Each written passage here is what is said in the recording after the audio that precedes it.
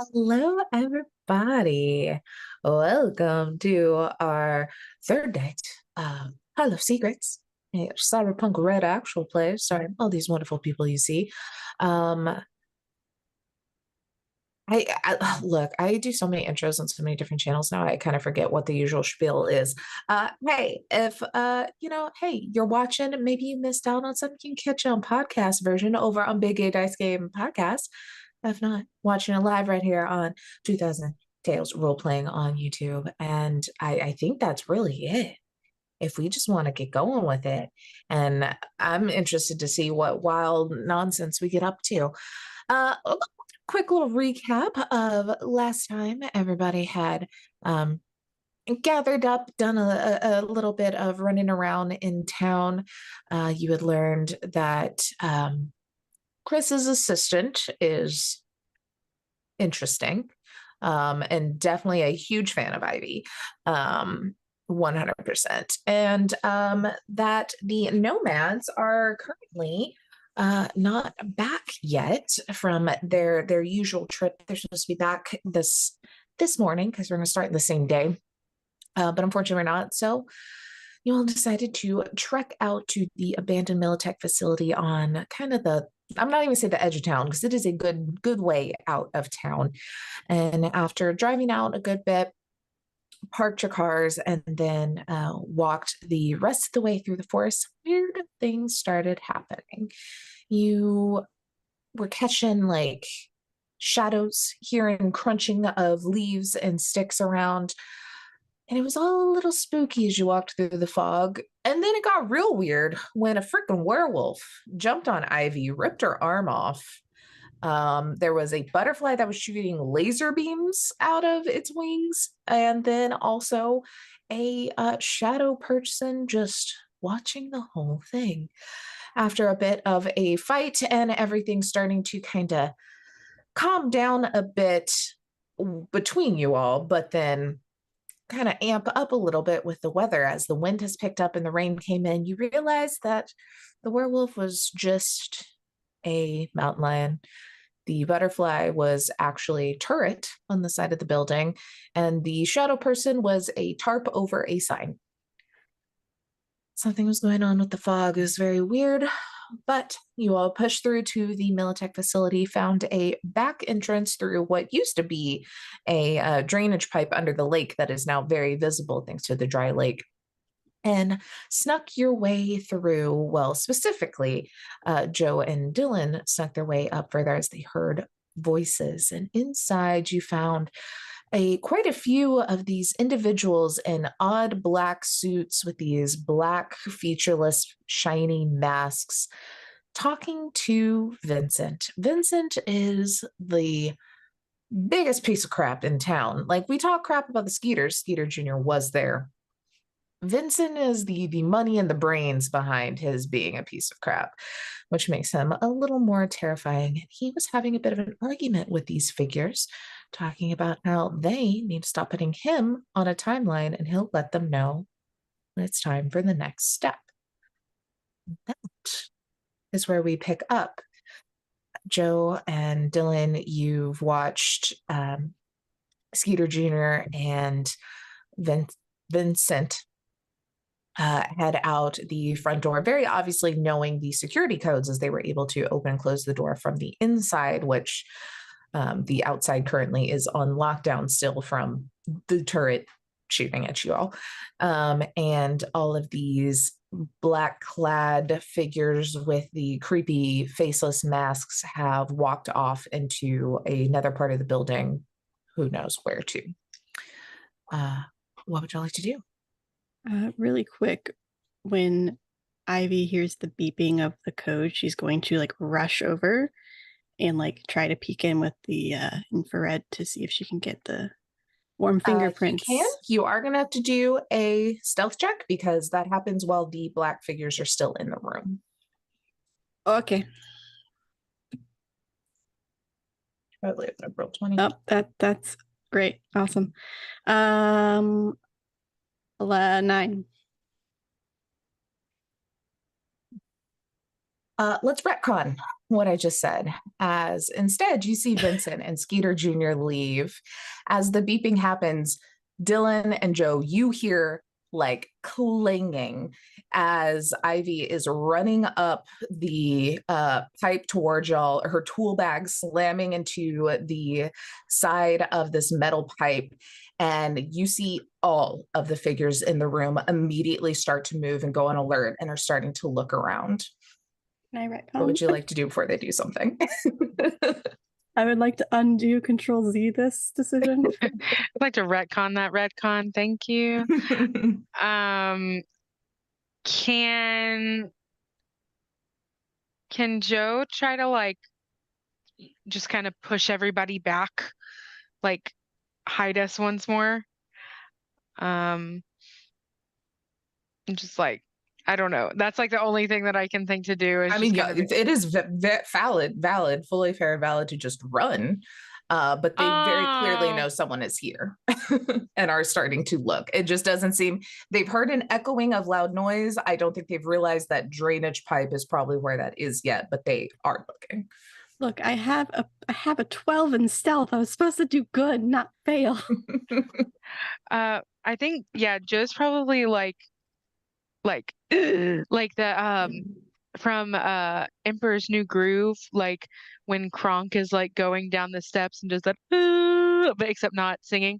Probably does like a pause like that. And then it's just like, what the fuck do we do? What the fuck do we do? We run. We run. You don't have to tell me twice.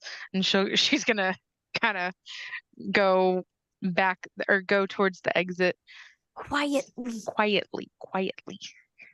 Ivy, Do another contemplates stealth, everybody. for a second. Like, God damn it. Oh, now you do decently? Fuck you guys. 18. I'll get there eventually. Sorry, my thing wasn't up.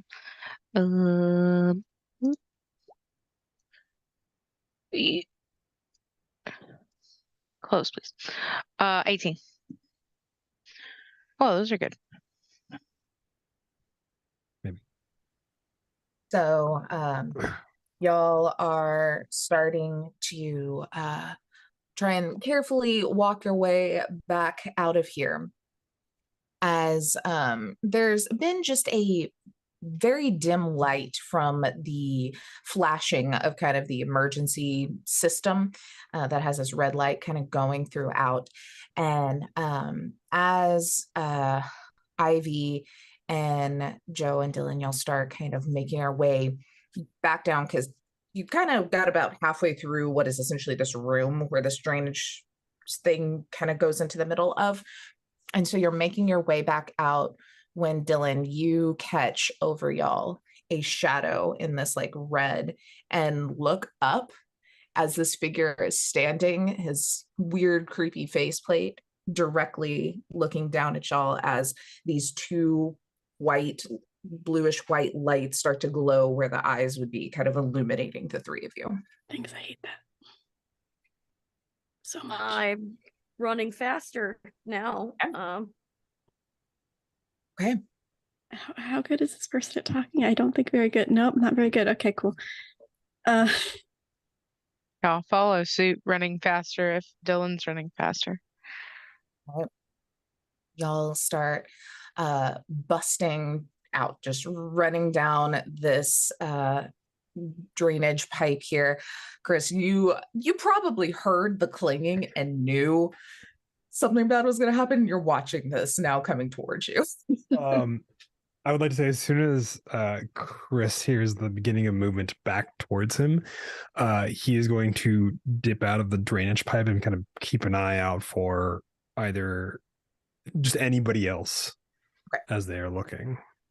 As Ivy is running away, she's like, I just wanted to help you. I think you're cool. Okay, bye. I'm just like watching.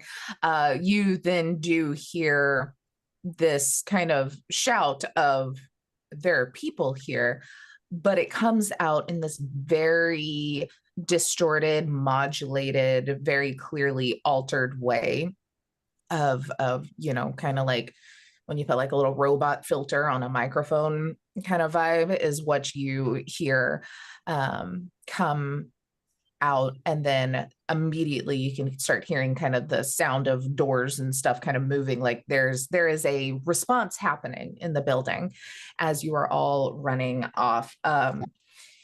Who's feeling lucky between the four of y'all? Okay, it's not bad. I'm so sorry. In terms of raw luck, Yeah, I mean, it's just going to be a D10. I'm not going to necessarily, because it's going to just be for the group. I'm not going to make it based off anyone's established Not it. luck stat. Just I got us in this problem, not it.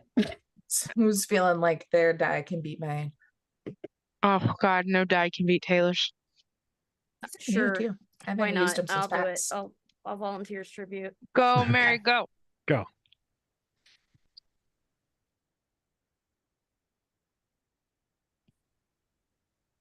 5.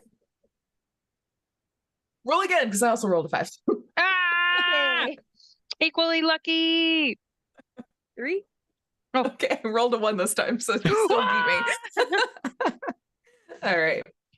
So y'all start taking off down this pipe. You kind of get to the end of it that kind of goes down and just slide down it, essentially, like on your heels, just the rust like chipping off and flying in different directions.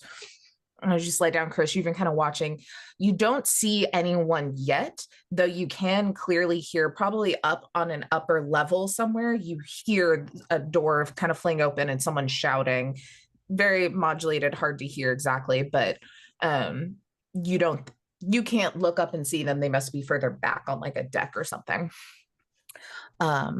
What is y'all's plan of action? So just a scene set reminder here that this drainage pipe goes out into a big dry lake bed. It's got like, little trees and shrubbery and those sort of things kind of starting to grow up in it. The fog has started to pretty much kick out as it is now pouring rain and the wind is kind of whipping around. This is up on top of kind of a mountain with a pretty, we'll say probably just like 30 meters or so. And it's very overgrown now, but like parking lot and clearing area around the outside of it. And then it is solid forest past that. You do know of at least one turret that's fucked in the front. Yeah. And they have, from what I'm gathering out of character / in character, they have the 3 of them have been seen. Mm-hmm. I have not been seen. You have not been seen. Cool. Then as they make it to the bottom of the pipe sliding down, from where I'm watching, I hear this stuff above and I go, wait here for a few minutes. Butterflies might be friends. Last time a butterfly was like shooting lasers at you. No, butterflies never betray their own. True butterflies never betray their own. I'm sorry, did you just tell us to wait here? You currently cannot be seen from the ones above.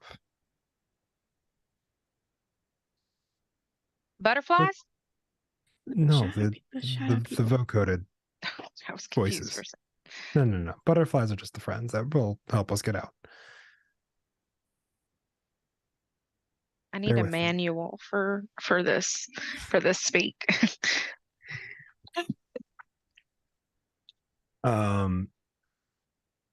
Chris, out of I guess the idea is Chris would like to basically go, hey, I was out here hunting. I thought I saw something go into the drainage pipe. My bad. Mm-hmm. That is the plan du jour.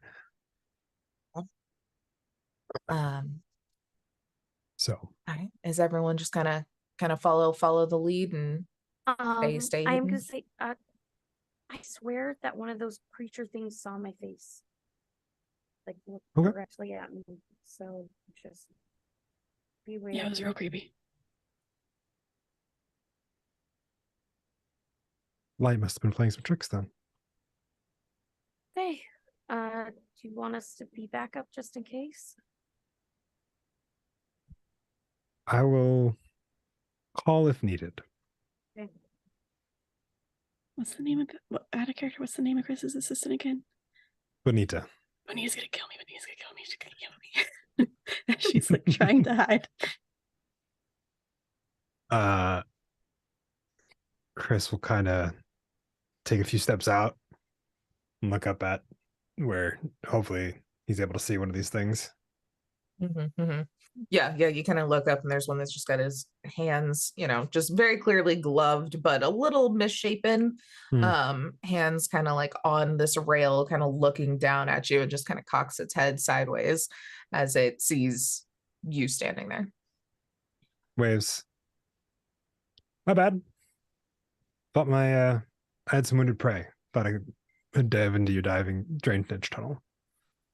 You look up and wave. You kind of blink some of the like water or the rain out of your eyes, and it's gone in that moment that you just kind of like blinked. And then after a very quick second, you start to hear some noise around the side of the building, and you see like a couple of them kind of doing that very odd. This is the first time I guess you would have seen them like skipping frames, weird kind of walk over. Do the butterflies like them? I'm gonna say no. Okay. I'm gonna say no. if the butterflies are around, they've clearly moved to the opposite side of this encounter. They avoid those. Okay. So there's two there. Making perception eye contact at them. Do they stay? They're walking towards you. They're continuing to kind of make their way, kind of lumbering towards one very clearly in front of the other. As now you can see that two more where that one was up on the top have kind of popped back and are looking down. And then the others, the two walking. Adjust the perception by walking to the left, kind of towards them, but specifically to keep line of sight on the other three blocked. Okay. Is the idea. Go. Well, is there something I'm missing? There's the one of the two that are on the ground kind of steps a little closer, making its way kind of the halfway distance between you very quickly, and just kind of like stops and again does the weird little like head cock looking at you. And then you hear the same like modulated kind of voice. They're just like, drop your weapon. Drops the bow.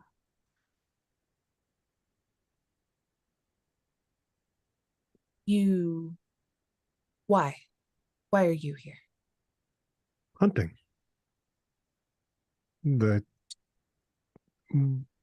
Remind me, just because I'm blanking. What was the actual animal that the werewolf-like creature? Mountain lion. Mountain lion. I thought there was a second one that'd run in here. There's the one out front that I took care of.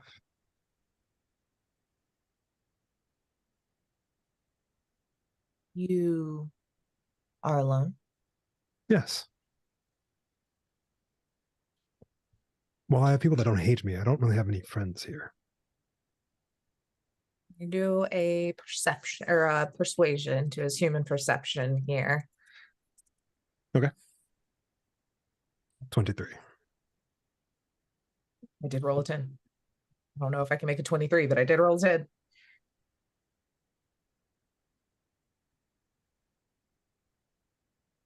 Kind of like continues to look at you very still. And then again, it's like as you blink, he's just in a different position, kind of standing up a little straighter. I'm just like,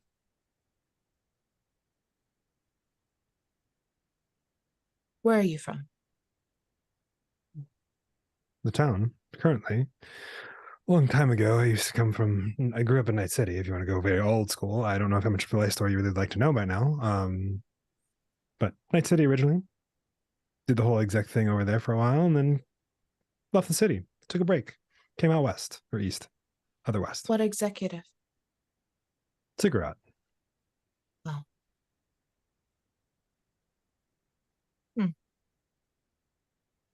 You just happen to be here because of hunting.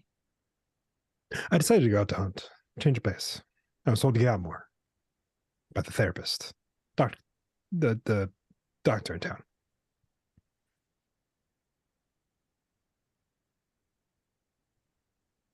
You see, just like again, very quickly, kind of starts to like move back and kind of goes over to the other one. You can hear just like very hushed conversation. If you would like to try and percept, you are more than welcome to. Just the regular perception for that. Yeah. That's gonna be a negative, Chief. Nope. At a Yeah. 4. You do not. You just hear, yeah, that the modulation's very weird, and you hear a little like talk back and forth. Buzzing in the ears. It's gotten loud. Yeah. And you see the first one kind of looks back over towards you. I'm just like, well, I think maybe then you should go back to town. Of course. Forget about here and forget about us. Easy enough to do.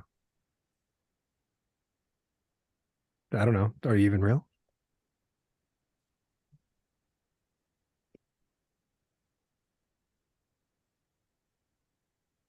And they just stand there and stare at you. Mm-hmm. Going to very slowly pick up my bow. Unless I'm not allowed to keep my possessions. They don't stop you. They don't seem to stop you. Take it very slowly. Going to kind of walk in such a manner and go, is there a specific direction you'd like me to leave, or just back the way I came? Where you came is fine. Okay. I do have to pick up an arrow on the other side then. Pointing to I assume if I'm on the left side, the right side, or vice versa. Mm. We'll make sure it finds its way home to you. Oh, good. Then I will leave. And I walk my way through. And keeping a good eye on where everyone is. Mm-hmm. Do one more perception check for me as you kind of start to walk away from them. Much better. 17. You kind of start to walk your way through. They again like unnervingly still, just standing there. Like even when that one was responding to you, you couldn't even like see a face move or anything. You know. That's okay. Yeah, it's totally fine. Doesn't want to express itself. That's fine. Yeah, but then you do see a movement as you start to kind of like walk away, turn your back just a little bit, and very quickly, I mean, just because of your like kind of heightened senses and connections, the butterflies probably like gasp a little bit and you're like, what? Oh, yeah. As you see the one that had been talking to you moves very quickly and kind of this like gunner stance as a pop-up gun pops out of its shoulder and he's going to start shooting at you. But since you noticed it, you can do. Can I actually initiate a standoff as I pop out my own gun from my arm? Yeah, absolutely. Fuck yeah. Let's see.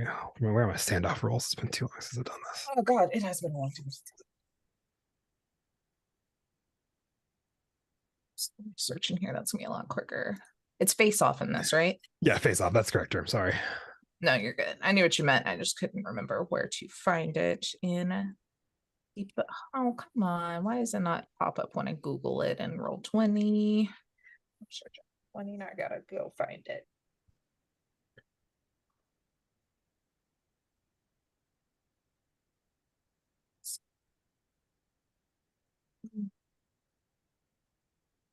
Face off in here? Do we have face off in here?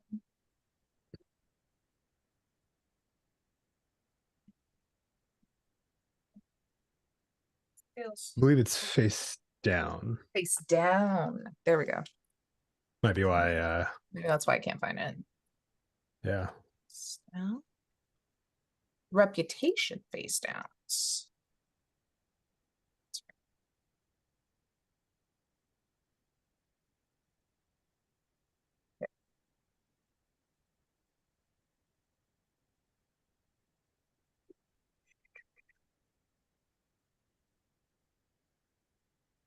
So let's do, since rep hasn't really been a thing yet, since these are very unknown things to you and you are seemingly a very unknown thing to them. And let's just do the cool off. Sick. Okay. So it'll still be the face up, but we don't have to worry about like our reputation, since there's no real reason either of y'all would have necessarily have a rep against each other. I mean, it could be exec versus like company versus company, essentially is the only thing I can think of, but Yeah, basically. that's fine too. D10 plus cool. Yep. Good old fashioned 12.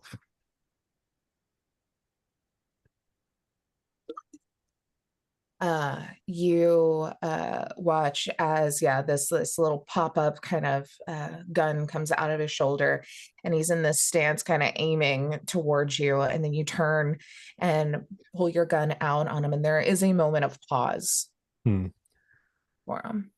Would it be beneficial to strike an arrangement instead of killing me? Because I can make sure your work gets through to the people it belongs to go to. That is what I'm here for, is to set up internet access. Or you can ruin that chance and then have Ziggurat come after you. The gun doesn't go down, but he does kind of pull back, relax his shoulder a little bit. The barrel out of my forearm still sits there. It doesn't move too much, but I don't make any move to brace for a shot or anything like that. Right.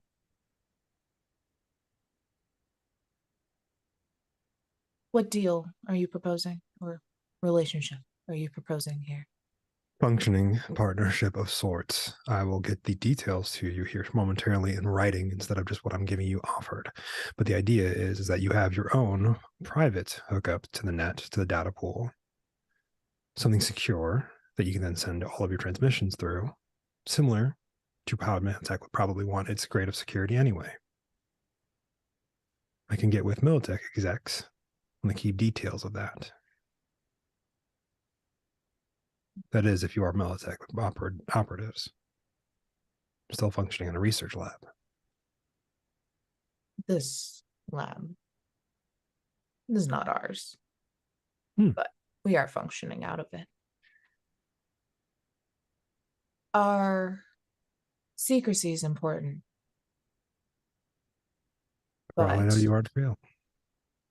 If you are willing to make a deal, that could be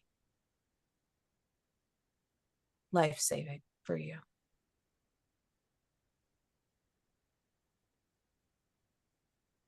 Kind of like looks over to the other guy standing next to him, who just does like a very subtle like, oh, like shrug, just looking at him like, and then just kind of looks back. You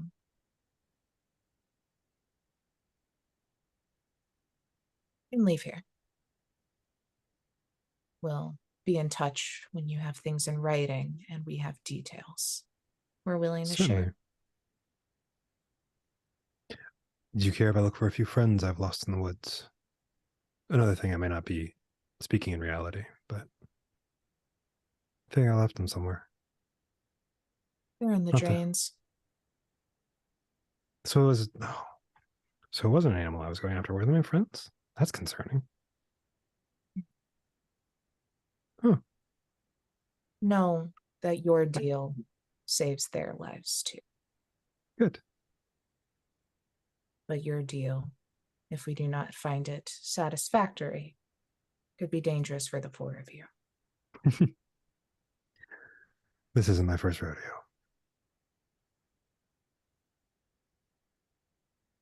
The gun goes back down. Retract my own one from my forearm. You hear it kind of does like a whistle, and the two upstairs go back inside. We'll leave you to it. Be in contact. Marvelous. I assume you know how to reach me. Just a very slow head nod. And we'll turn and walk back in the side door of the facility that then again the storm drain kind of or the shutters kind of close back down over it, and you're left alone in the rain. We'll pull out. Well, yeah, we'll pull out his agent and then send a quick text to a group chat of the three of them and say exterior is safe. Climbs up cautiously from wherever the heck we were.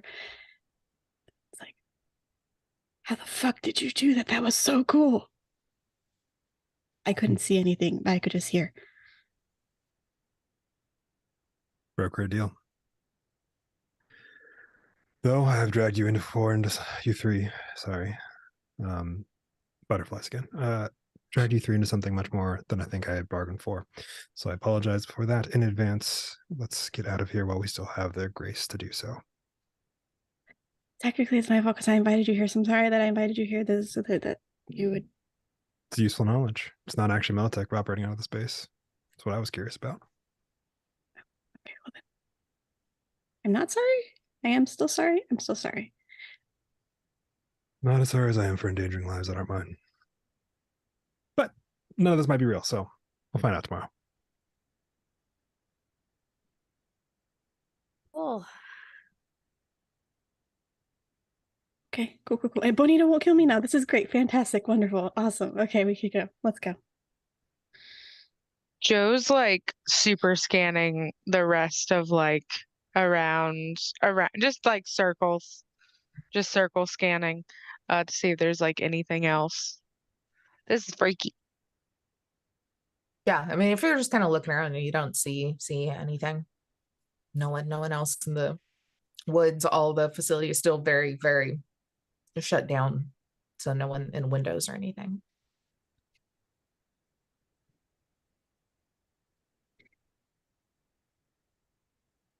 I believe the car is this way. We should go really quickly. Let's go. Don't forget the mountain line. Perfectly good meet on that. I could get to that, and then she'll pick up the line.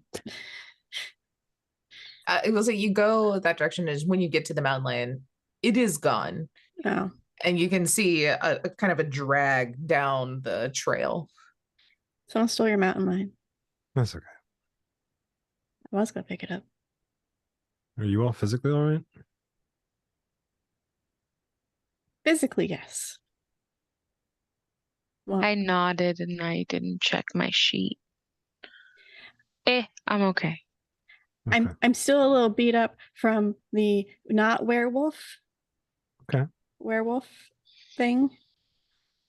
But I still have an arm, so that's good. I don't like this not knowing what is going on thing. yeah. Welcome to my life. Well, Look, thank you. This is going to be huge. you are tentatively welcome. I still don't understand exactly what I'm being thanked for, but Saving our lives, probably. Part of it. I'm a little unsettled that we came here and we got many more questions than answers. thankfully we have people to ask. Did you all find actual people in there, or is it just those guys? God. What did you see? Because I don't think I saw Vincent and Skeeter. It was fucking Vincent. Of course. Seriously? Yes. Hate that guy. Apparently, the creatures that we saw were trying to rush a plan, and Vincent, whoever their boss is, tried to tell them that maybe we shouldn't be talking about this out in the open now that I think about it. Here's Can we get to the car and then talk about it? Yeah, y'all easily kind of make your way back down the trail, this time not seeing as much in the fog. Yes. Once we get to the car, I do have a bug checker. I would like to check the car for bugs as far as things that aren't already there, because my guess is that Dylan probably would have already checked the car for bugs. So she knows what bugs were already there to know Right. what was different. Love it. Yeah, y'all are easily able to make your way back down the trail. You do get to the section where the bridge is broken, and you are having to now like wade through some water, as very clearly this ravine is starting to fill up. But you didn't dally too long to be like stuck over there. That would have sucked. Anyway, you continue, you kind of wade your way across, climb back up the other side here, and find yourself at the vehicle. Will you do for me, Dylan? Perception, does that give you a bonus or does it just tell you? But I want to just in general do a good check. It'll beep when you're within 2 meters of a tap, bug, or other listening device. Perception. 23 plus 2. Nice. So yeah, you kind of make your way through, and nothing is popping up. This is a nomad setup vehicle, not an actual like exec vehicle. So no preloaded bugs or taps or anything. And everything looks fine. You do notice, though, with that perception, I will say that in the mud, there are new truck tracks that seem to kind of pull up as 2 sets of footsteps seem to go into this truck, you can assume. And you do see a few drops of blood and just a single little like drag of something, maybe mountain lion size. Incident skeeted took the fucking mountain lion. That's just rude. But none of the footsteps seem to go close to the car that was already parked there, to y'all's vehicle. It very much seems they came off the trail, jumped into a car that came to pick them up, and drove off. So there's a third person involved. I could probably guess. Would land vehicle tech allow me to like know what kind of tires it is in the mud? To like try to decipher whose vehicle it is? Yeah, I mean, there's a good chance you've worked on a lot of vehicles here in town, 14. 14. So you're looking very clearly a truck by just the size. The tires are a little bit larger and a little bit farther apart. I don't know if you have a moment of like, this is the tread for this type of tire and only used on these vehicles or anything like that, but you can at least limit down to a pretty hefty size pickup truck, which there are quite a few of them in town. I mean, y'all do live in the middle of nowhere. But it does limit, I guess, a bit. And I would say that you'd be able to kind of look at the track marks here, the tread marks here, and be able to, maybe compare. You can kind of Cool. I'll take pictures. Smoking. Can I also see if just because I have a hunch, and not that I'm good with tech, but I might know because of relations. So. Oh, your uncle definitely doesn't even have a vehicle. Are you kidding me? Oh, okay. He probably bums your dad's all the time. Probably. Which definitely probably isn't a big old hefty pickup truck. Okay. Then never mind. Yeah.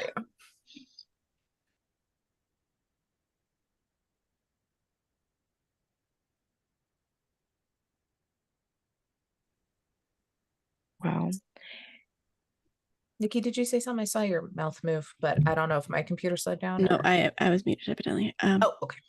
Sorry for taking so long around the car. I was just scared those little creepy. Oh, Mary, you're roboting a bit. I don't know if you can hear us. Could have planted something. There you go. Now you're back. Okay. You're roboted for bed. No, I was gonna say, hey, sorry for taking so long around the vehicle. I just want to make sure one of those creepy little machines hadn't attacked it or put bugs in it or something. That's Makes fair.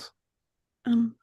So it was a truck that drove up here, so I think I could figure out whose truck it is maybe once we get back to town, which would help narrow down who it was with Skeeter and Vincent. Only so many people can put up with them, so I think it's not going to be that high of a suspect list. And also, they have the mountain lion in the back of the truck right now, so there's going to be blood, so that also might narrow it down a little bit. Who's driving home? Can I drive again? Certainly. Yeah. Would I don't know, this could be a long shot, but has there been any like whispers or anything that we've heard about just like shit that Vincent's getting up to these days that maybe like I don't know, What isn't Vincent getting up to these days? Is a better true question. facts. Okay, let me see real quick one thing.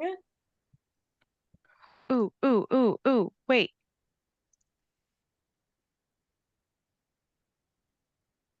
Oh no, I can just convince people to do things for me. Yeah. Okay. So the media though has rumors. When a media is actively looking for a rumor, they've rolled appropriate stat, relevant skill, and a D10 against the DV on this chart. So if you wanted, yeah, maybe while y'all are driving, scrolling through kind of like any notes that you've taken previously, trying to kind of maybe put some pieces together. I would say that plus relevant skill. What is the relevant skill for looking for just a random thing here? Probably I would say library search in this case, unless you would like to wait and use it instead with like conversation while you're in town, maybe at the bar, or start asking around, kind of whatever feels better for your stats. Let me double check my library. My library search is real good if you need help with that. Got an 11. Oh, yours is almost as good. But my persuasion is stupid. I have a 13 in persuasion, so I think I'm gonna wait until nightfall to try and get that rumor. Okay. So then, yeah, I mean, if I would say since it is not going to be a very noticeable thing, like it's gonna be the rumor that's probably gonna call up the stuff that a normal search just by someone without that skill set wouldn't probably necessarily find. But y'all are able to drive back into town. Where are you heading first? Or Should probably head to the dive first, just so because we have to pass it anyway to get into town. Just to be like, we're still alive. I almost died. I thought maybe, yeah, she was going and also see to, if the nomads are back. Here, yeah, assume y'all were dead if you didn't show up in 24 hours. So Mhm. So you'll make your way back to the dive. You pull up, you see a couple other cars in front of just other people in town, and walk in, and there's just, like I said, a couple of, maybe a couple of the miners there having a drink before they turn in for the day. And you see Ella behind the counter, who sees y'all come in, is like, good, you're alive. I don't have to try and come up with a search party, because man, that would be hell in this weather. Y'all are soaked. Yeah, I thought I lost an arm, but I didn't. It was really weird. We had a Malibu reality day. I thought I got attacked by. I'll like walk closer so I'm not talking like over everybody. Mhm. Like just be like, I gotta know. Yeah, it was really weird. There's like a werewolf, but it wasn't a werewolf. It was a mountain lion, and it was like, and it attacked me, and it ripped my arm off. But then it didn't rip my arm off. It was just a limb, like not like a branch limb, not a limb. Yeah, it hurt. Chris saved me. To summarize, lake near the military facility. Oh no. I'm losing you again. The Bye. fog goes up, makes you go a little crazy. It was a cougar. Oh, damn. You're good now. I I think, you're I back think now now. you're back. It just hates like It's half of your snowing like sentences. crazy. Oh, I'll do it. I am trying 2 different internet sources right now to see which one's actually going to behave the best. Glitchy camera it is. But yes, basically the military base has a lake in it that had a lot of refuse, other bad shit. Goes into the fog. Fog makes you do crazy things, see crazy things. It was a cougar. We thought it was a werewolf. We saw weird shit, but we weren't the only ones there. So it was like this fog was making you. That's a trip. Not a good one either. That's a very bad. Bad don't trip. recommend Bad it at trip. all. I'm gonna have nightmares for weeks about werewolves attacking me. I'm glad y'all are okay. Do you want a drink? Do you want a drink? She'll like touch your hand, Ivy, and just like very like concerning, like you good? You want a drink? I would love a drink. Yes, please. As she just is like looking down at her hand. Give a little Second. squeeze. Okay. Well, I know what Ivy drinks. What do the rest of you want? It's like mix up, and then she'll whatever is like your go-to favorite, Ivy. She mixes and hands it over first. Looks around for the bottle of Kahlua real quick. She like shakes it. She's like, Yeah, that'll "There's work. like 3 drinks left." Sure, that'll work. All right. I'll just take whatever's on tap. All right. Well, scoot over. You've got some sort of weird IPA that someone's managed to come up with somewhere in the middle of nowhere.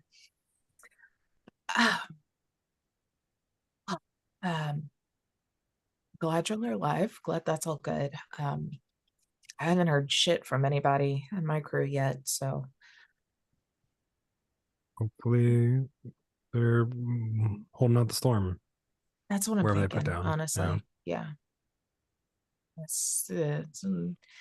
She'll go on into like a lot of science of like weather patterns and how hard it is to fly at certain altitudes because of it, and then catches herself. She's like, I'm so sorry, y'all don't care about any of that. It's kind of like burned in there, but I'm gonna assume that's right there. I think it's Grounded. fascinating, and you listen to me talk about random things that I'm building all the time, so I would. It's fine.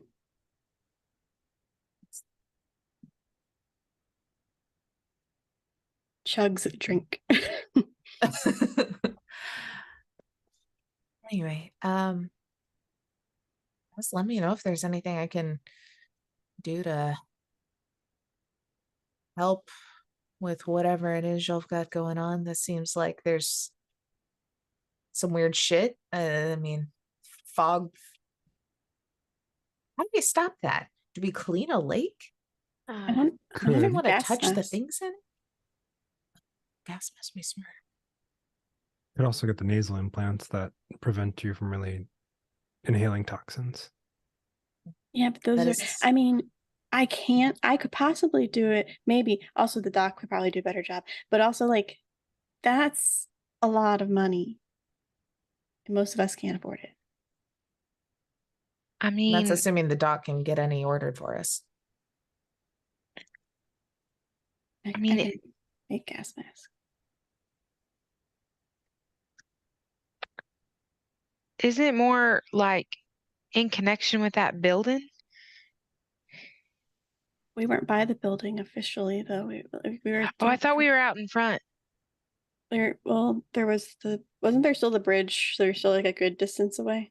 Oh, I mean, there was I a could lot of see fog, it. and y'all were hearing like noises for a while. But when the fight actually happened, you were at the building because the butterfly was actually a turret on the building. oh, See, I just don't go out in the woods at night, or in the day, or at all by yourself. Woods are fine. I don't think it was Not the when woods, there's by the way. fog. Well, yeah, Don't- that's the fog. Okay, don't go out in the fog, and possibly stay away from blue lights. Blue lights? I saw blue lights the other day that they were weird, and then they disappeared. But I was the only one that saw them. So They're probably bad. I have no proof No, that I they're bad, but they're probably bad. question my choices for staying in this place a lot of the time. They'll talk about some weird shit out there. I mean, it's no different than most days. Yeah, these days, yeah, you're not wrong. Why do you stay? Your sister always asks you to go every time she comes in. I mean, I don't know. I grew up with that traveling around constantly, flying all the different places, and it's cool, but it's fucking exhausting. I like being able to have like my own bed, my own place, my people. You only travel so much before you get exhausted. I mean, hell, I'm only what, 22 and I'm already tired of it.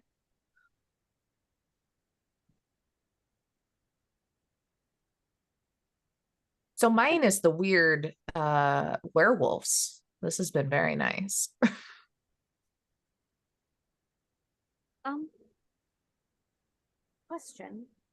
Hmm. Have you heard stories of I mean, okay, we all know like the faceless guys in the woods story, but like from the nomads, have you heard anything from like outside things similar to it?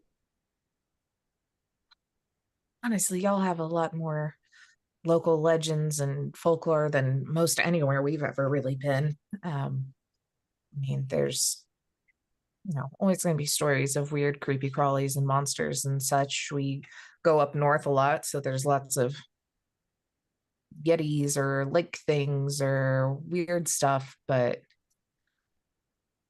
not some of the things we have here that, were talked about.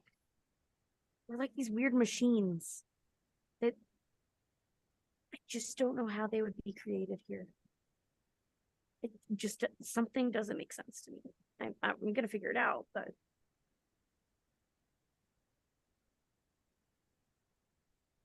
I can think ask around too when everybody gets back. that would be really helpful. Just be careful, because like we don't know who's on. Yeah, safety first is Ivy's #1 priority. Is it? And mine, because I care about Ivy. I mean, other people's safety, yeah. Yes, I've seen Ivy blow up a lot of things in her face. That's not That could have been avoided. It's not on purpose. I just get a little excited and then try something a little too quickly and then it explodes and then things happen. But it's fine. It's happened like she starts counting on one hand and gets to like 3 times. It's happened a couple of times after she like hit Yeah. almost 40. I mean, safety first. I feel like you should at least wear some goggles at this point. I did until they broke. And I just haven't had a chance to replace them. That's why I wear these glasses. Yeah, that's why the glasses. The glasses. Okay. Because I have a cybernetic eye, so I don't really need the glasses. That makes sense. They look good on you though, so it's good. Good staple there. Right. When all this is done, storm wise and stuff, we're going back into town and we're gonna scavenge you like 30 pairs of fucking goggles. Oh, okay, cool. That'd be fun. Yeah, we could go scavenge together and get goggles.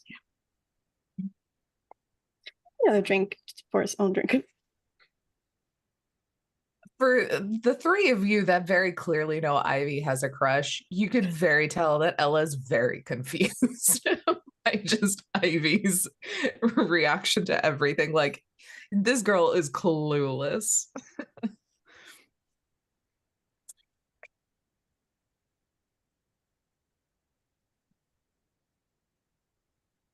I gotta do some of my deliveries.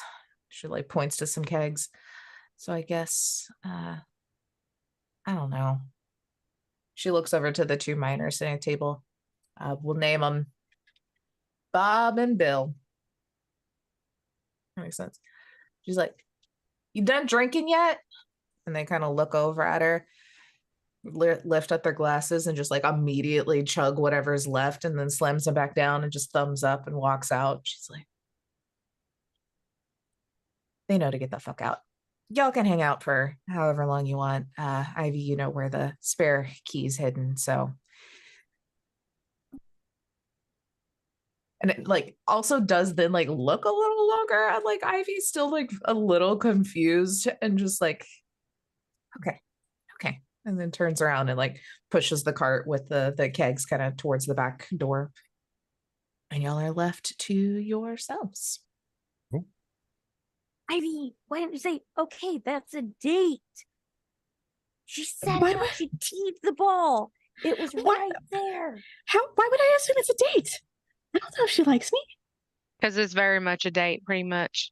You are like, Literally was asking you out without asking you out. it is naming convention only. That's the difference. Hold on. Runs outside. I have a Well, really you- good question, and I'm gonna make myself. Throwing like the kegs, like she's just fucking ripped like, in the back of the car. Gets distracted for a hot second. Sorry. Stupid question. Probably. Maybe. I'm gonna make a fool of myself. Probably. Was that? Can it be a date? Oh, the what? The Hanging out to get the goggles, or just drinks one day somewhere. I mean, I kind of assumed that would be the second date since you're supposed to be making me dinner at some point too. Oh fuck, they were right. Okay, I didn't realize that. Okay, sorry. Okay, cool. So it is a date. Awesome, fantastic, wonderful, fantastic, awesome. I'm gonna go back inside now. Okay. Maybe. When's dinner again? When are you done with your errands? Well, I gotta go drop this one off at the Rock House. Gotta go drop this one to Vincent, and then I'm done. So probably like 35 minutes. Shit, that's not enough time. 2 hours? Right along. Sure, that works. Or I can go along with you. I hear Chris talking in my ear. He's just like looking through the door, whispering at you, like, just go. She's like, I mean, yeah, if you I'm real want strong. to. I can help lift things. She also pauses for a second, just like looking at your biceps. Yeah, I mean, yeah, if you want to, sure. That's fine. Okay. Yeah. I go open door. I'm gonna go. I have a date. Bye. Oh, kind of laughs. So goggles will be the third date. Yes, we'll figure this out at some point. No, I won't. You know, I had no fucking clue until Levi told me yesterday. Or not Levi. What was his name? I don't remember. Larry. The other Larry. L. Yeah. Larry. Larry told you? Yeah. Apparently there was like some chit chat before I got there, and Yeah, so he asked me for advice on asking you out, and then I didn't want to say anything because it'd be weird, and then Chris said something for me, and then I was like, that's really weird, and then I guess it worked out in the end. I did get the rundown. Oh, okay, cool. That's good. One day I'll stop being embarrassed. It's not going to be today, though.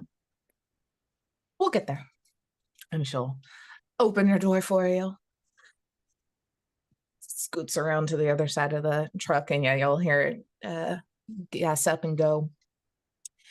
And starts, start driving off. What are the three of you going to do?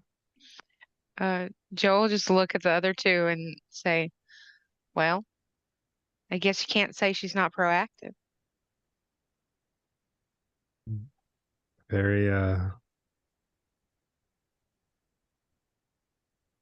yes, that. Yeah, what do we do? I don't know if I could just go back to the Rock House and just finish a shift after that. Mm-hmm. Well, I feel like I should be doing something else. I mean, I'm just gonna be investigating. But I do need to write up a agreement. which I'll probably have Bonita's help with.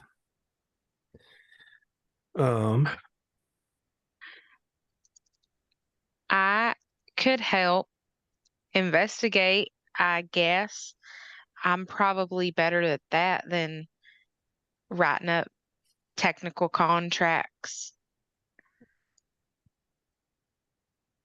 Let me just check my brain stats really fast.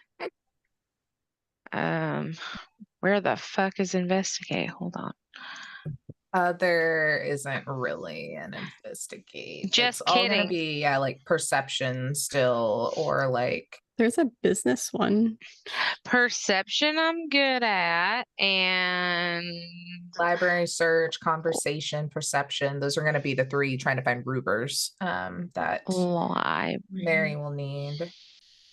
Researching would then be like library search stuff that's made her education. Would local expert also be good? Local expert will help, yeah. Okay. Which one's conversation? Oh, I'm sorry. I find it Oh, hilarious okay. that my character runs a business and has shit for business. Explains so many things. Yeah, I could help. I could help investigate. That's two brains better than one.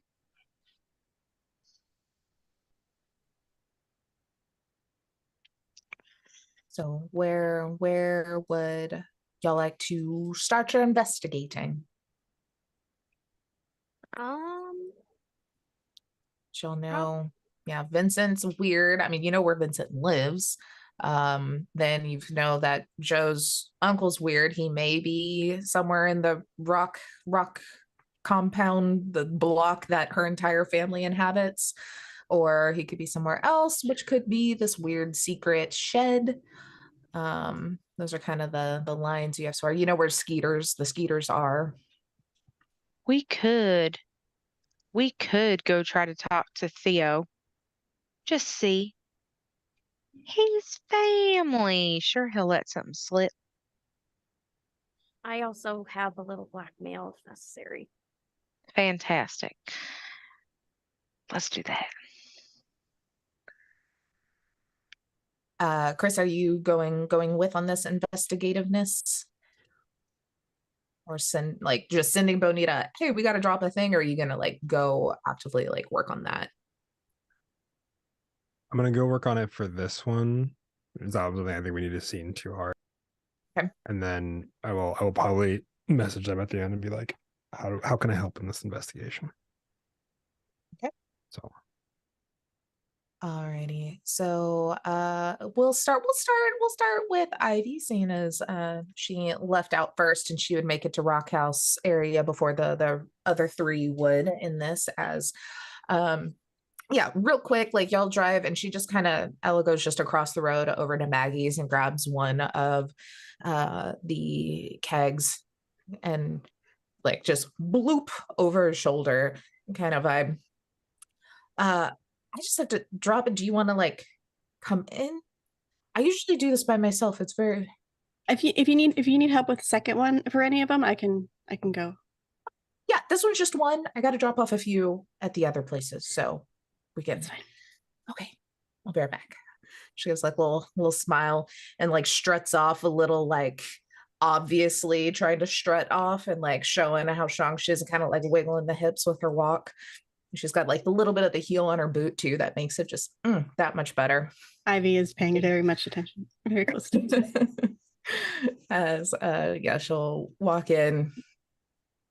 Seems, probably just literally chats with Maggie for like 2 seconds as she's back out in like under a minute. And then hops back in and kind of starts the truck and starts to go across the river towards Rock House. She's like, so if it hadn't been for Larry tattling on you or Dylan being the little bug in your ear, how long would it have been before you said anything about liking me? I was just kind of hoping one day you would figure it out on your own or say something. I'm very not perceptive. Yeah, I noticed. Also, not gonna lie, wasn't really sure if you were into women, so that would have made it even harder to know if it was That's just fair. you were flirting. That that's fair. I don't. I've only dated like one person or two people before, so it's kind of hard to tell. That's fair. I'm usually busy working. Also, like most of the people my age are my friends, and that's weird. Not that you're not my friend, but you know what I mean. I'm the new girl, technically. I mean, I've been here a few years, but I didn't see you all in diapers like most of you did. Yeah.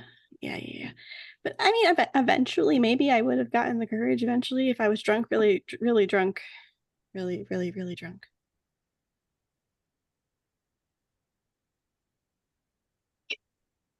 She just like pulls up, like trying to come up with something, pulls up to Rock House and stops the car. She's like, you've got like a lot more going on for you than you give yourself credit for, right?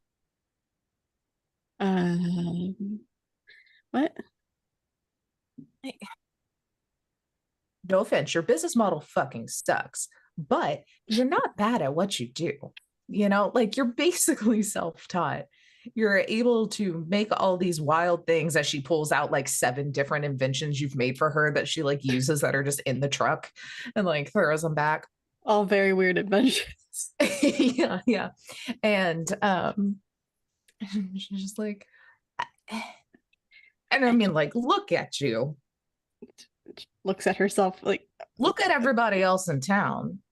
I mean, on a scale way up here on the high end, let's be honest. I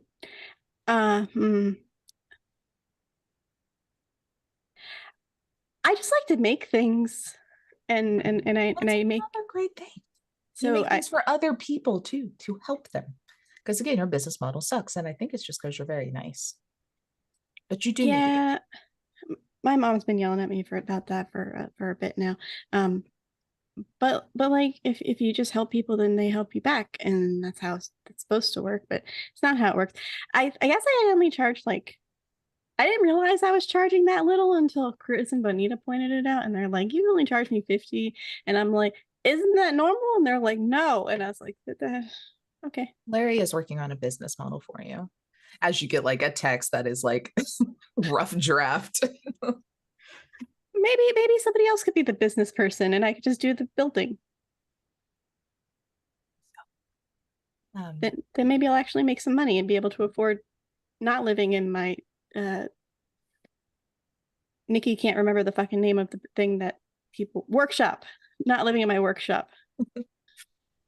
Y'all are having this conversation. You're kind of like standing by the door as she's like kind of gotten out and walked around and is picking up some of the kegs and kind of setting them on the ground. There's a couple of them, and just like looking at you and talking. And we'll hand you one, and yeah, she'll pick up a couple, like pick up one and has like a little dolly that has the other 2 on it, and kind of just like continues to talk. She's like, hopefully, maybe in whatever time you allow me to spend with you, I can help you change your perception about yourself. I'd like that. That'd be nice. She'll give like a little wink, and you'll start to take the kegs into Rock House as Joe and Dylan, y'all have walked your way over and are kind of, further down from the restaurant itself in more where a lot of the rocks live. It is kind of everyone is on this general block that the end cap is the restaurant and the fish house. Taken out of context, that sounds really funny. This is where the rocks live. All the rocks. All the rocks live here. Granite, opal. That's all your family too. Like for some reason, your little pod has normal people names, but then I'm everyone an else is just idiot. stones. Why didn't I name all of my family after rocks? God, missed opportunity. So that's what your great aunt did. Grammy Gwen was like, no, we're not following this trend, and named you all normal things. So Grammy named her son Bob. Yeah, it was very exotic for the days. Yeah. It's like, whoa, Bob. Never heard of that. It's like how like all the 1930s names are coming back into style now. And it's like, Uh, oh, literally can't even think of a 1930s name now. Opal, still a I just rock, saw but one the it's other like, day. Joelle is one, and I was like, I use that. there you go. See, she picked all of the old school names, and that's where you went. Theo's a pretty like old name. Oh yeah, that's true. But Theo and Bob. bad. But yeah, we'll say Robert. that Theo lives just because it feels fitting, like probably like a garage apartment to like one of the Mm, cousins, like doesn't even have a full house. Like, why does he need one? He's a simple man with his things that can fit in a garage apartment, you know? mm-hmm. And I mean, you don't see any sign of him immediately as all of the windows are covered in like hippie tapestries. So you can't see in. Does And he there's just, actually have a general. door? Yeah, yeah. He has a door that goes into like a really small mud room that then has the beaded curtain into the rest of the apartment. Mm. I Hmm. think Joe would go up to the door and do some kind of like secret knock. I feel like Theo's, even though he's like a freeloader sometimes, he's like kind of cool sometimes. Oh yeah. And so He just they get doesn't a, want to you know, conform to like society's standards, man. I get it. I get it. Uh, so Like y'all secret, probably get along the best. 'Cause he's the yeah, only one probably that's so. like, just do what you want to do, man. Probably so. But yeah, just Yeah. some secret like not like that's Mm-hmm. way too complicated. Yeah. And then you just hear from inside, like, just a don't. Like his answer is just like two tones, as yours is like this long, complicated thing, but it's kind of like a response. I told him he needs to fix that. It's not cool enough. Um, then we'll go in. Yeah, y'all walk in to this little kind of mud room area, has a little stackable washer and dryer to the side that have clothes laid all over it, probably never actually been used. And then like the beaded curtain that like looks just like a big marijuana leaf, like you just like push through into, yeah, this very much like every window isn't actually curtains, it's like tapestries or sheets like kind of tacked to the wall vibe, very minimal on the furniture. It's studio, we'll say. So there's like the kitchen kind of area on one side that is pristine because no cooking is ever happening here, and there's like takeout boxes from the rock house in various places. I think he's got like a low coffee table and some like little bing bags and like pillows to sit on, not actual furniture, and then just a bed frame furniture set over one side with one of those like little like folding like room separator things. I don't know what they're called, the little things Partition. there that kind of like, yeah, partition that kind of like separate the room. And he's on this like big poofy bean bag, very clearly holding his breath and pushing a water pipe off to the side. Oh, hey man, what's up? Smells like shit in here.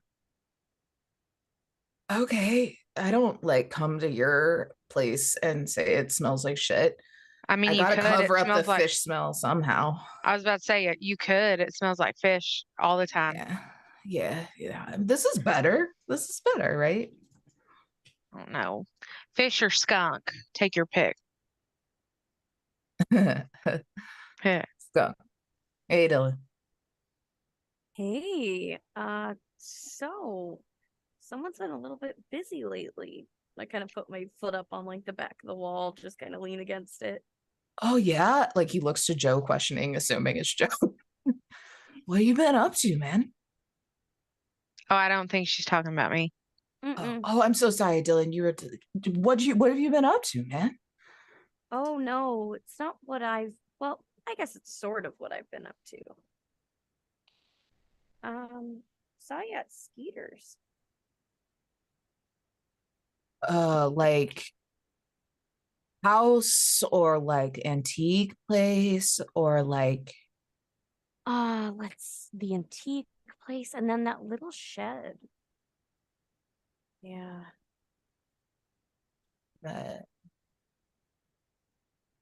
Did you know Mama Skeeter's totally haunting that place now? Did you know that you can't get into that place without a half moon tile? Antique place? No. The secret, I think, what was it, like tiny hole in the wall garage that you stayed in for, God, it was so dark out and cold. I had to leave before you came Are you out. following me? No, I was following Skeeter and I happened upon Okay. this glorious gift. Gotcha. Cool. Yeah, so definitely know what you're talking about now. I'm here. I've caught up. I'm on the same train of thought. Um, yeah, can't tell you. So, Videotape. hey, that's me. That's a really bad angle, man. I wonder Like, I have what like 6 chins. That's not cool. would Grandma Rock say about this, Joe? Oh, I think Grandma Gwen would have a lot to say. A lot. And it's never a good I thing do when too. it's never a good thing when Grammy Gwen has a lot to say. You know that, right, Theo? Yeah. Come on. She's gonna like sit He on the like grabs the beanbag. water pipe again. Yeah, she's gonna sit on the Long second. beanbag and kind of like put an arm around him and do like the little shake He type passes thing. it to you. She'll set it down. Uh, And be like, trying to be hospitable, but whatever. you might be high, but you could answer some questions now, can't you?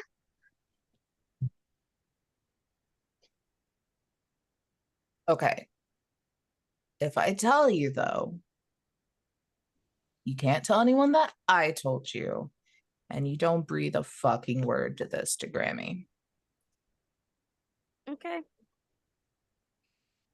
Wait, she's gonna like lift his hands. Yeah, he has not stopped looking at you, Joe, like waiting for a confirmation from you. My mother She's is a giant pain in the ass, and I don't want to deal with it, man. So she's gonna, I feel like since Theo's like the younger brother of Bob, like, and is also still just like childish AF. There's probably been kind of like when you have like an older cousin that gives you shit. yeah. I Theo's feel like this is one of probably, those like younger too, where it's like you are probably closer in age to him than like Bob is. You know, like there's been like such a yeah, big gap that it's like they're 15 years, y'all are like 10, you know, like definitely, definitely. I think she's gonna like lift both his hands to check and see if anything's like crossed or anything. look, like I said, I just don't need mom and her fucking bingo squad to know. So keep your mouth shut. And I'll totally tell you. Okay. Okay, Joe? You lie to me, I'll slap you silly. I wouldn't be the first time, but yeah, I have no reason to really lie to you. I Also, just need you to keep your mouth shut. we're putting a pin in that bingo thing. I'm coming back to that. Okay, so I Answer don't know Dylan's shit. questions first. Okay, all right. So if you go in to Skeeter's Antiques and Guns and whatever, there's like a thing that you say to him. It changes all the fucking time. But when you say it, you get the key. You can go back into this room. It's like Vincent, sorry, runs some like speakeasy down in the tunnels to the mine. It's fucking awesome. What happens down there? I'm not comfortable telling my niece the things that I get into down What there. the fuck happens down there? The sex club, isn't it? There are individuals There's a like sex that, club? but there's also just really good booze and lots of hardcore drugs. You know who his source is on this stuff? No Like, fucking I clue. don't think we have I any like of that partaking. here. I don't want to be messed up in Vincent's bullshit. You can say I that very much again. like to not work. And I feel like if I get into his, I'll just be more stressed, you know? Mhm. What have you all seen there from town? Man, a lot of people.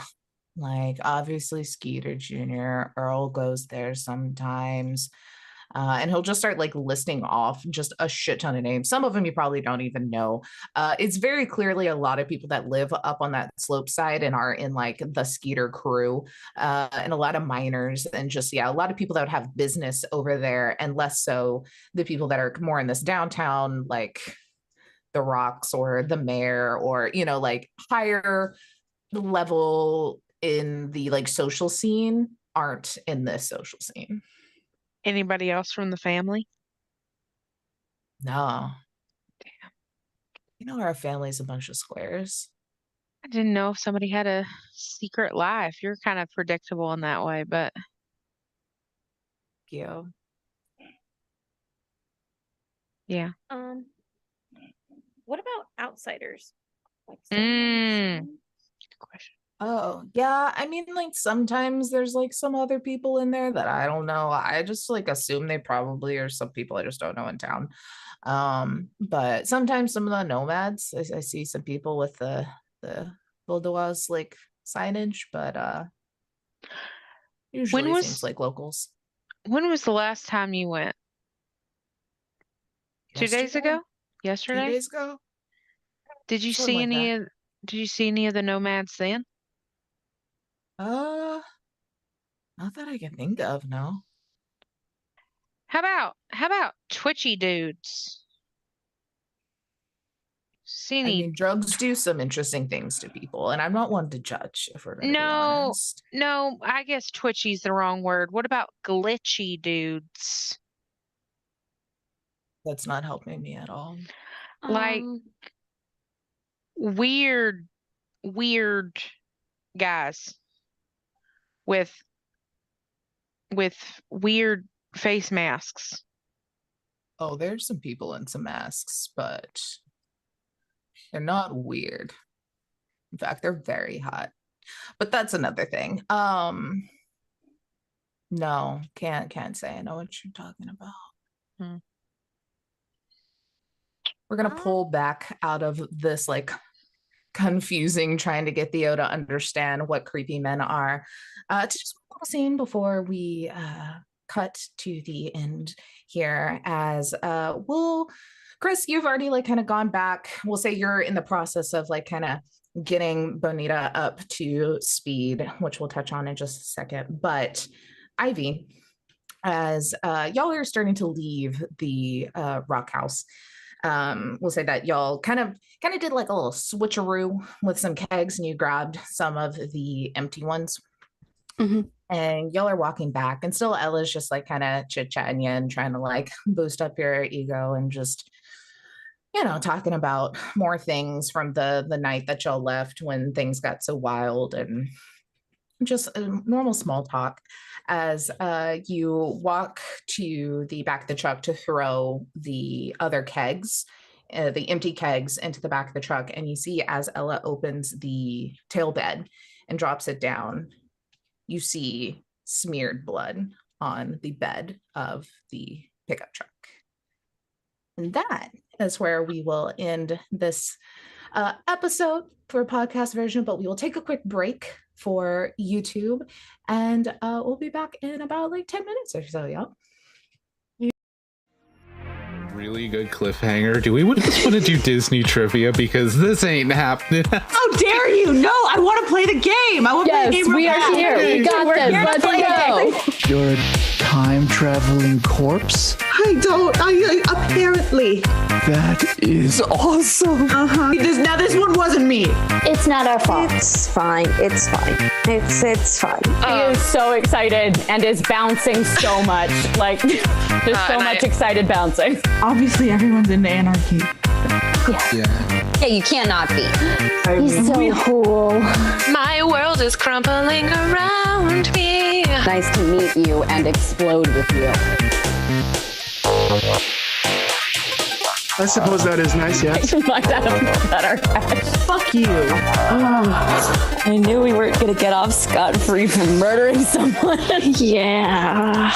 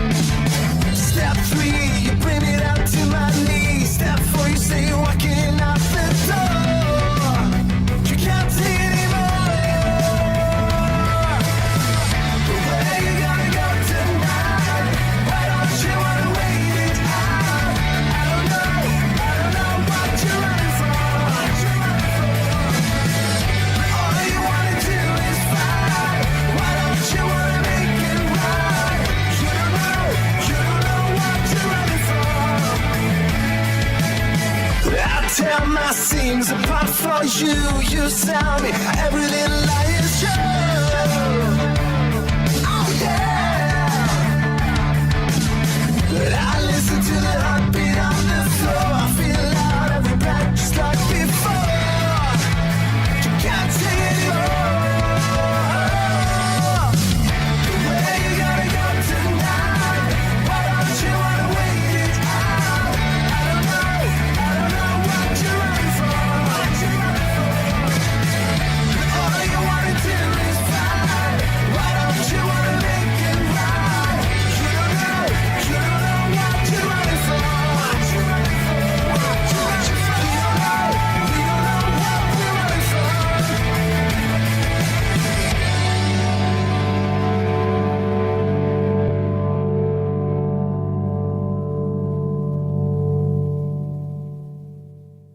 I miss when we were teenage girls in our tomboy t-shirts. When life was good and the worn out sneakers. When we were fine about the complications. Those were the days in the tomboy t-shirts.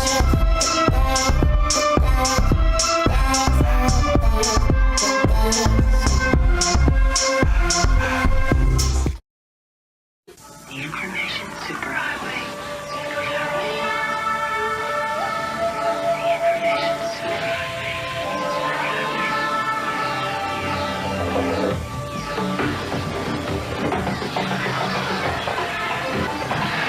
Newcom. Nice of you to join us.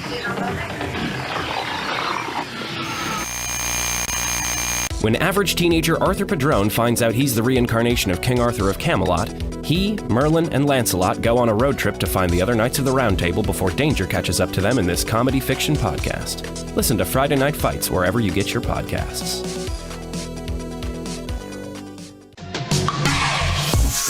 I'm not ready for darkness. I'm not ready for darkness. I know we can do better. I'm not ready for darkness. If we promise to hold on and to never let go. I'm not ready for darkness. I'm not ready for darkness.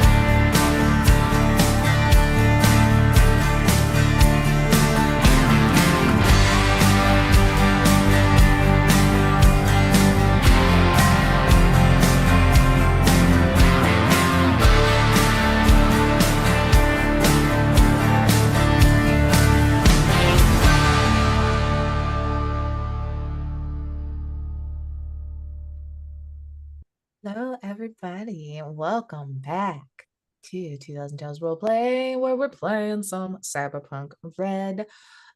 For those on listening podcasts over in Big A Dice Game, a little recap of what happened last time before we hop back into it, which is our crew started off hiding in a drainage pipe under a abandoned Militech facility with some weird creatures inside. As a couple of town locals, Skeeter Jr. and Vincent, who are just no good bad dudes, left, Ivy rushed forward to use some of her infrared to try and get an idea of this code so they could get back into the building. But unfortunately, while doing so, lost control of her tool bag that slammed metal against metal on the side of this pipe and alerted these weird figures all covered in kind of like a big black jumpsuit with these very like featureless face masks to their presence. As they, Dylan and Joe and Ivy tried to then sneak out the room without being seen, unfortunately, they were caught in the act as one of the creatures saw them. Their big bluish lights behind their masks, kind of like eyeballs shining on them, and very clearly at least seeing all three of them, but very clearly at least seeing Dylan's face as she watched all of this. But as you started to rush out, Chris had you all wait as he tried to do a little bit of a sneaky sneak and try and convince them that he was just here hunting and there's no one else here. It's totally fine.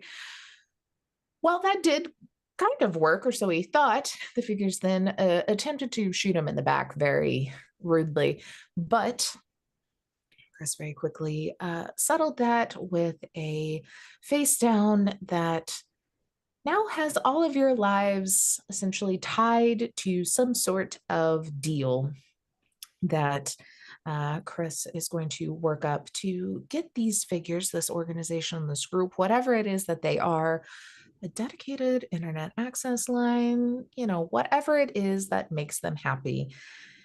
They let you all leave.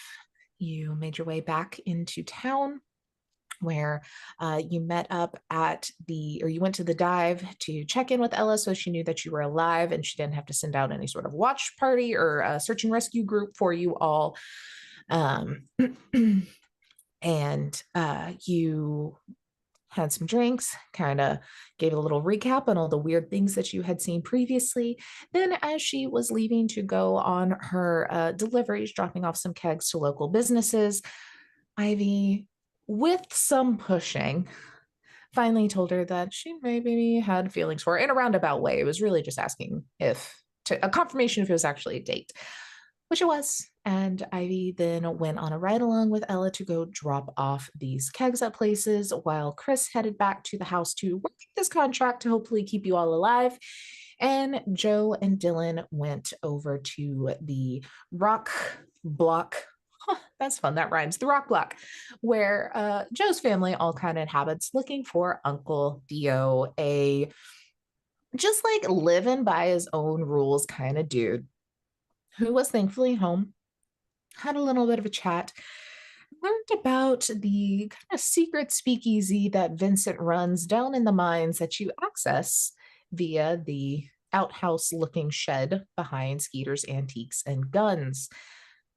Last thing that we saw before ending was Ivy helping load back up some empty kegs into the back of Ella's vehicle, which happened to be a truck. Now that Ivy looks at it, about the size to match the tire tracks that they saw, that they assumed Skeeter and Vincent got into, with some blood smeared in the back. Hopefully just from a mountain lion and nothing more nefarious, but we'll find out. But before we find out, we're going to go up into just a beautiful little cabin in the woods on the edge of town, overlooking a waterfall, where Bonita stands around the like little island there in the kitchen, just standing behind one of the stools, kind of leaning her elbows on the table. And it's like, What? Wait, you saw figures and we're making a contract to give them internet service? Okay, so real quick from the top, there were 4 of them, more maybe inside. I assumed them to be Militech based upon the fact that they're residing in a Militech building. They are not Militech, I've learned, which is very fun and very cool, useful nugget for us.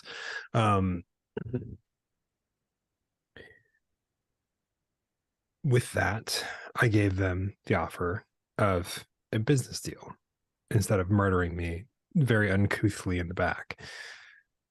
Shoot me, do it in the face. I wouldn't, but good to know. Go on. No, yeah, I know you would probably just slit my throat in my sleep. I'm surprised you haven't. She does not confirm nor deny. Just stares. Yeah. Point taken. So I offered a proposal for a line to the data pools, to the net, in exchange for keeping us alive, or at least me alive, and all of the people that were with me. So that is Ivy, Dylan, and Joe Rock. Okay. And this could be very good for us. Because mysterious creatures, you alive, cool. But this is a Militech facility. Mm-hmm. We would have, if we have to set up internet service, we would have access to that net. Mm-hmm. And if this is pre-crash, if this is even just pre-Fourth Corporate War, I'm guessing pre-Fourth Corpo. I don't think it's pre-crash. there could still be some good things hiding in there. It's Hopefully, maybe some access to larger Militech things they've forgotten about that could help us with your situation. I don't know. The one situation. Yeah. The Militech specific situation. Mm-hmm. I mean, to find other people, figure out maybe other names, other ways we could pin this on someone else, but also you're alive and your friends, so that's good. I honestly am really starting to like living in this area. It's very relaxing. I don't look relaxed. I am much more relaxed than I was in Night City. Well, anybody's more relaxed here than Night City. That's just a given. I'm glad that you're taking to it, though. Seems like it's a nice change of pace for you. Oh, actually, today too, plumbing to the 4th bathroom is now up and running, so that's good. We also added on a 4th bathroom. What did we need to add on a 4th bathroom? Did I ask? One that had direct access to my bedroom, if we're going to be honest. Oh, okay, cool. This was a you project. Got it. That's fine. Yeah. But we did go ahead and finish tiling, and she just like shows like all of. She's gotten very into interior design in these like last couple months, and just like is happily showing you the new tile backsplash, and like went ahead and I thought I liked the granite. I really didn't. So I think this marble's a better fit. I would really concur with that. I think it just matches the rest of the fittings so much better. Thank you. I'm glad. I mean, I'm glad you enjoy it, seeing as this did come out of your account. But I mean, most of the cabin came out of my account, so it wouldn't be anything different. But anyway, okay. So, what are our stipulations? What are we putting in this contract for them? What are we giving them? What do they give us in return? Or what trouble do they not give us in return? I guess I would like that all very much written out. So overarching plot points that I would love to have in this, at least in the draft, and then obviously they kick it back to us, we'll keep working with it. Amnesty for all of us involved in the initial kind of accidental trespassing. I don't really know what to call that. We can leave it like that for now. Okay. Amnesty for that, repudiation should they continue to threaten us, that sort of thing. in exchange for not killing us, essentially, and not threatening us any further, and letting us be as we are, and letting the three of them go back to their lives here. We give them an access to the data pool here, and therefore to the net through that. Okay. Wonderful. That's pretty baseline. I think that should be good. They're far enough away from town. I think we can run that without the mayor noticing much of anything. I mean, given the fact that the only person that knows, I mean, and then you also could just say, why wouldn't they be Militech? You could just say that they're Militech and they're operating very incognito. We only have to tell the mayor. The mayor doesn't need to tell anybody else. But as part of our deal, a deal with Militech that we have. Yes, I like this. Okay. Well, I can get to working on that if you would like, and then we can get that submitted ASAP. And while she's kind of repeating back a bit of what you said, just to kind of make sure she's on the right track, you'll hear a small tap at the door. Just kind of like looks over. She's like, I didn't hear a vehicle. Were you expecting anybody or? Not super intentionally. Kind of, would it be reasonable to assume that there's some sort of external security system in place? Oh, for sure. Just we'll pull up one of the exterior cameras and look at it real quick. You don't see anything immediately like there anymore, as far as like a figure or a car or anything on the outside. You do see what looks to be like a small package sitting at your door. Okay. Can I rewind it to see somebody placing that package? Yeah. So you rewind, and just kind of looking through, you see what just looks to be almost like a very blurred kind of like smoke cloud in the view. And then all of a sudden the package is there, and then that blur kind of running away, leaving away. So it looks like some sort of like identity concealing, though the way it moved was very familiar. Okay. We'll kind of nod and go, I don't think I was expecting them so soon, but I believe that was our people we're now in contract with, so to speak. The whatever. Should I get that? Somebody should. I can grab it. Unless you would like to. Necessarily. I can. You just have quicker reflexes if something goes wrong. I think I doubt that, given what you are known for. Yeah, I just don't like to brag. Fine. And she'll just like kind of walk past you and just like fling open the door and kind of grabs it and walks in. And it's just like a very like long kind of wrapped up kind of like fabric with like some like just sort of what's the like twine just kind of like tied around it, like not even anything like super fancy. And she'll just kind of sit down and start to untie it and unrolls it, and it's your arrow. All of them or just the one? The one you were saying you were going to go retrieve. There's just the singular one. Gotcha. And you see though that there is like a little piece of paper kind of like wrapped around the end of it and tied. That seems like that's for you. Wonder why. I will say and then unwrap that note and unfurl it in such a way that I can read it. Okay. It just says stay in touch, and then it has like just a little like few digits long, what you would just know as a agent number, very clearly like the equivalent of like a Google number where it's just like a not tied to anywhere, and then it just has like a little dash and it says shade next to it. And then go, oh, just how I can contact them once we have the drafts written up.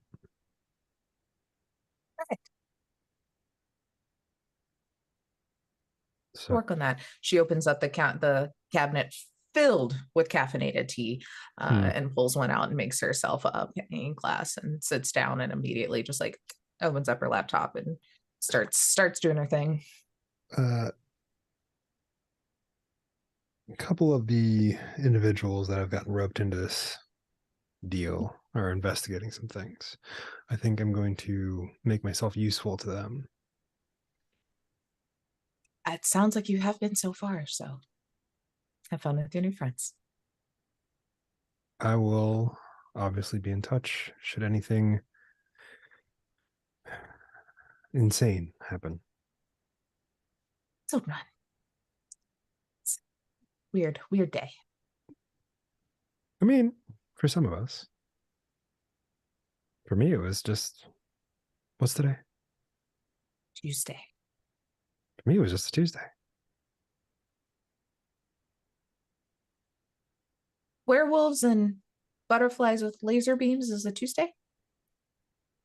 It more or less. I mean, like to be fair, the werewolf was really just a mountain lion, and there's some clearly malleable reality moments there. And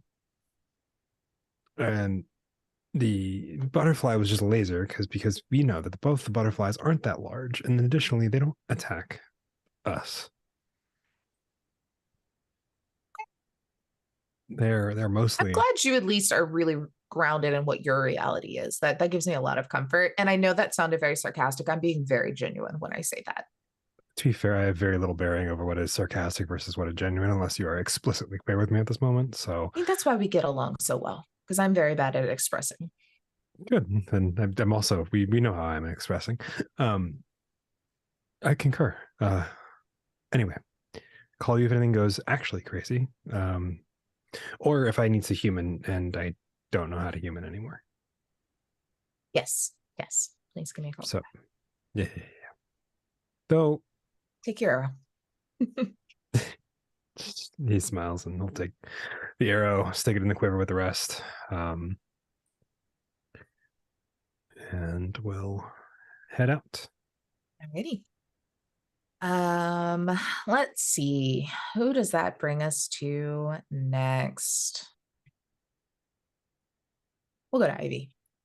As I'm sure you know, this is the conversation with Theo may still be going, but was going long enough. Chris is on his way to kind of meet up with Joe and Dylan, so it's gonna be a little bit, and y'all are leaving the rock house as Ella doesn't think anything of it, throws her kegs back in there, shuts the tailgate, hops back into the cab of the truck, and just kind of waits for you. She will get in. She's like, quick question. Yeah.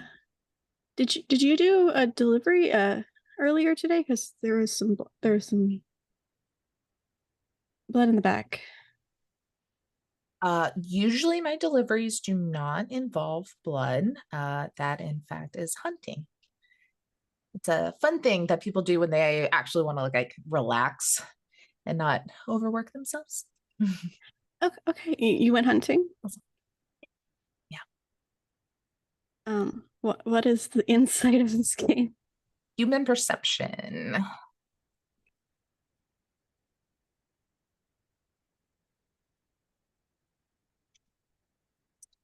Fuck is that? There it is. 17. Clearly lying, as I rolled a 1 and then at that point decided not to even roll anymore to see how bad it was going to be. Oh, okay. Button the barn, reverse. You if you like took a job to not hunt, that would be okay. Because I don't think it wasn't. I think that was a mountain lion, wasn't it? Like just turns real slowly.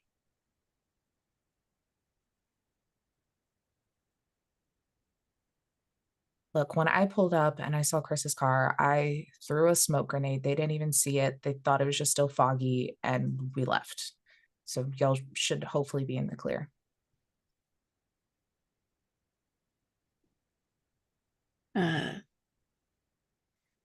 Were you just the ride, or are you working with Vincent? I mean, but more the first one. Not I necessarily want to be working with Vincent. I just ended up having to. Why? Does he have something on you? Or financially? Financially, it's been helpful, though not necessary. He's got dirt on my sister, and I'm the one here, you know? If I can, is it physical proof or? Honestly, I don't know all of the intricacies of it, but better be safe than sorry. Yeah. Better safe than sorry. I didn't want to. We may have a lot in common of doing things for people against our better judgment or our detriment sometimes, and I stepped in to be a bit of a gopher in exchange for her and leaving her the fuck alone. Oh, thank you for covering up the car. Yeah. When I kind of knew where y'all were going and where Vincent was, I maybe got there a little early to really make sure I covered y'all's tracks. Do you know what he's doing up there? Know what the fuck he's ever doing, if we're being honest. Like, that's fair. Thanks. And I'm a ride. He and Scooter Jr. got in the car and literally didn't say a word until I dropped him off. Yeah, I saw the tracks, and I was gonna I was gonna come back and I was gonna go see all the trucks and see what truck it was, but then I saw the blood. Okay. That's fine. Well, we're gonna find a solution and make sure that he doesn't have dirt on, what is her sister's name again? I was pulling that up so I could make sure I wouldn't forget it. I know I was the one that picked it.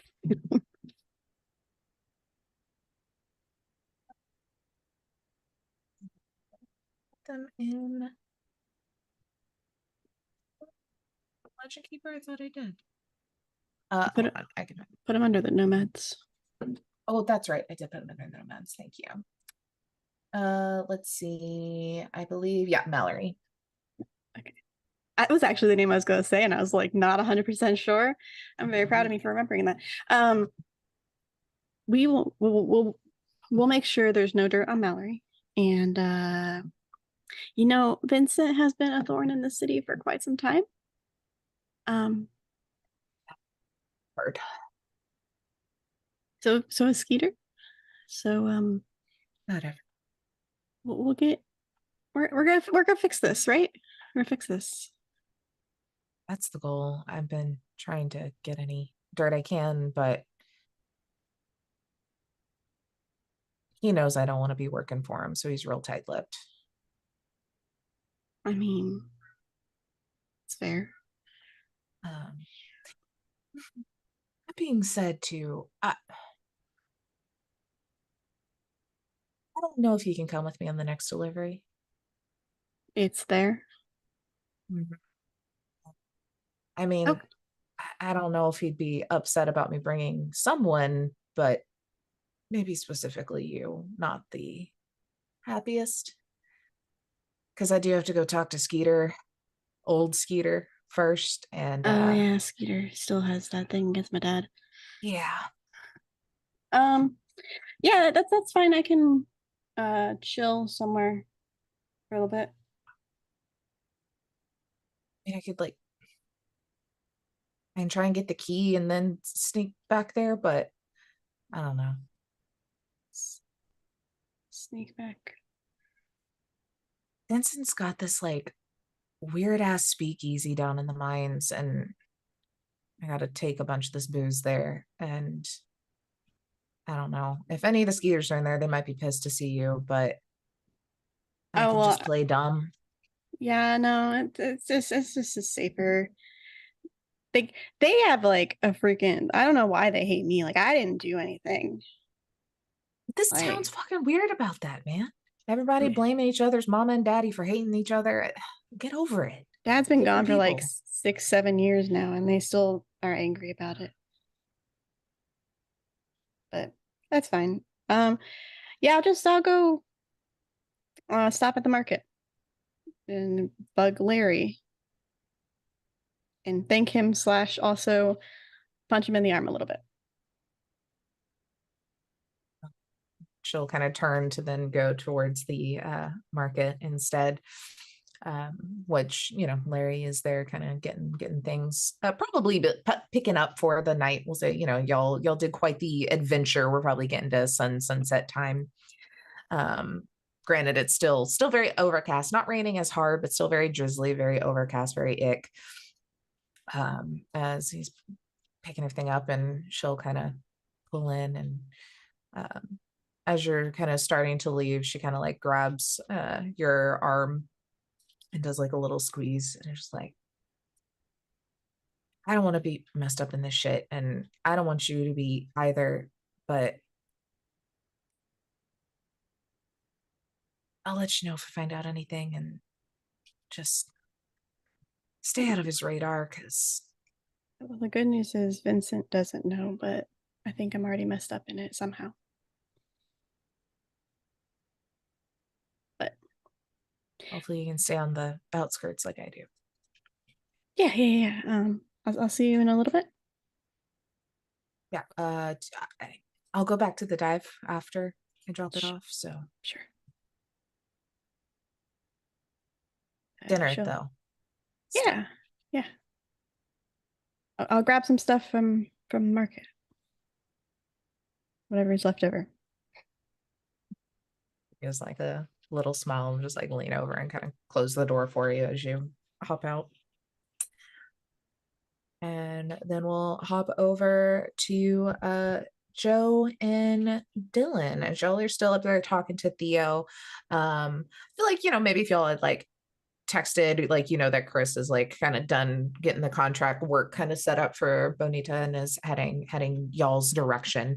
And we'll say for like ease sake, you're kind of already in that area, Chris. And so Joe and Dylan, do y'all have any other questions for Theo? Or y'all leaving him to I think I just leave a word of warning before we leave. Look. Yeah. This between us. But you know, I do have the version I showed you as well as a edited musical version that would make you look a little foolish. Yeah, maybe I not. mean, look, I ain't gonna say shit if y'all don't say shit. You know, like we're just hanging out, right? I'm just catching up with my niece and her friend. We're just chatting about fuck, I can't think about anything non-nefarious to chat about. What are we chatting about? The rain, weather? Is that what normal people do? Your music, your stuff. That's it. That's what we're talking about. Very good. You got there.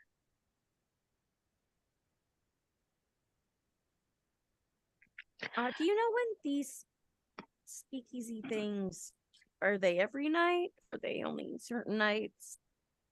Yeah, I mean, like if you go, you can go any night. Like there's always like it's open or whatever.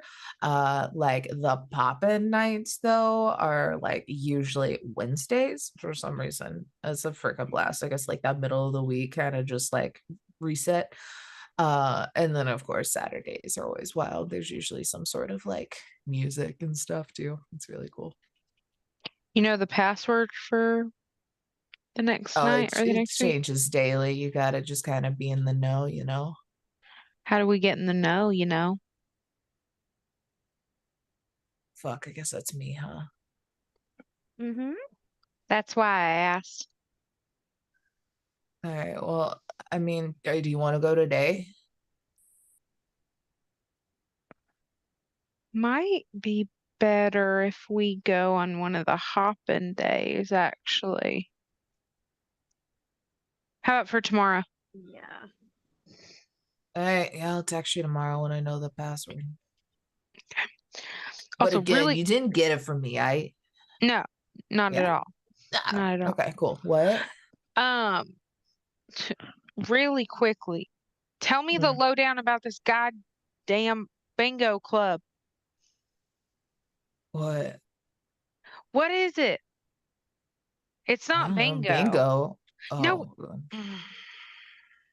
I always thought it was bingo.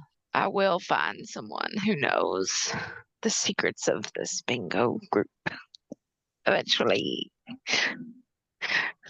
I don't know, man. I don't like getting messed up with my mom's friends. They're very judgy. They got eyes everywhere. No, that's true. Except It for the doesn't help me. speakeasy. Oh, wait. So none of them are in cahoots? I'm assuming not, because she hasn't yelled at me yet. So That's true. True. All right. all right. Well, I was gonna watch Die Hard. Do y'all want to join, or do you have like plans? As fun as that sounds, we should probably get going. Yeah. Yeah.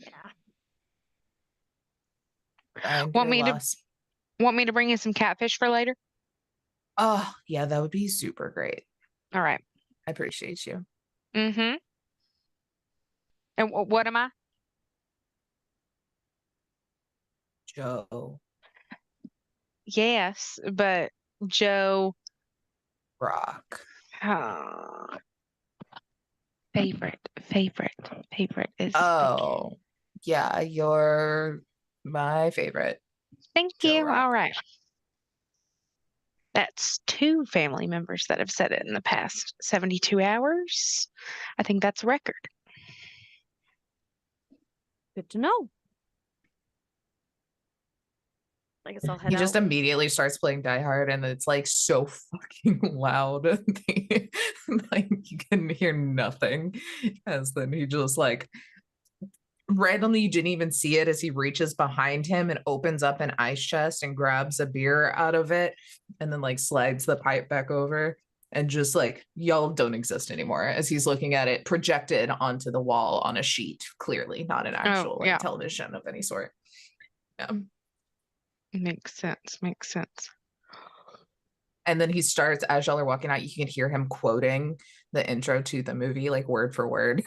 Oh my God. Chris, you're downstairs and hear the movie as you're like in the streets, and you kind of look up and see Joe and Dylan walking down. Oh, I was at the right place. Yes. New information. Mm-hmm. Wonderful. Something we should talk about in the open, or find a place to okay. Have a preference of a location that we go to talk further. We should find Ivy. This is pretty big. Okay.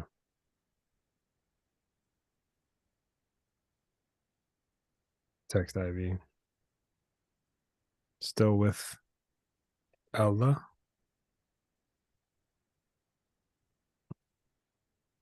Larry's like, all right, so yeah, so like you just gotta really, I think maybe hourly. I think hourly, if you charge, that would be best.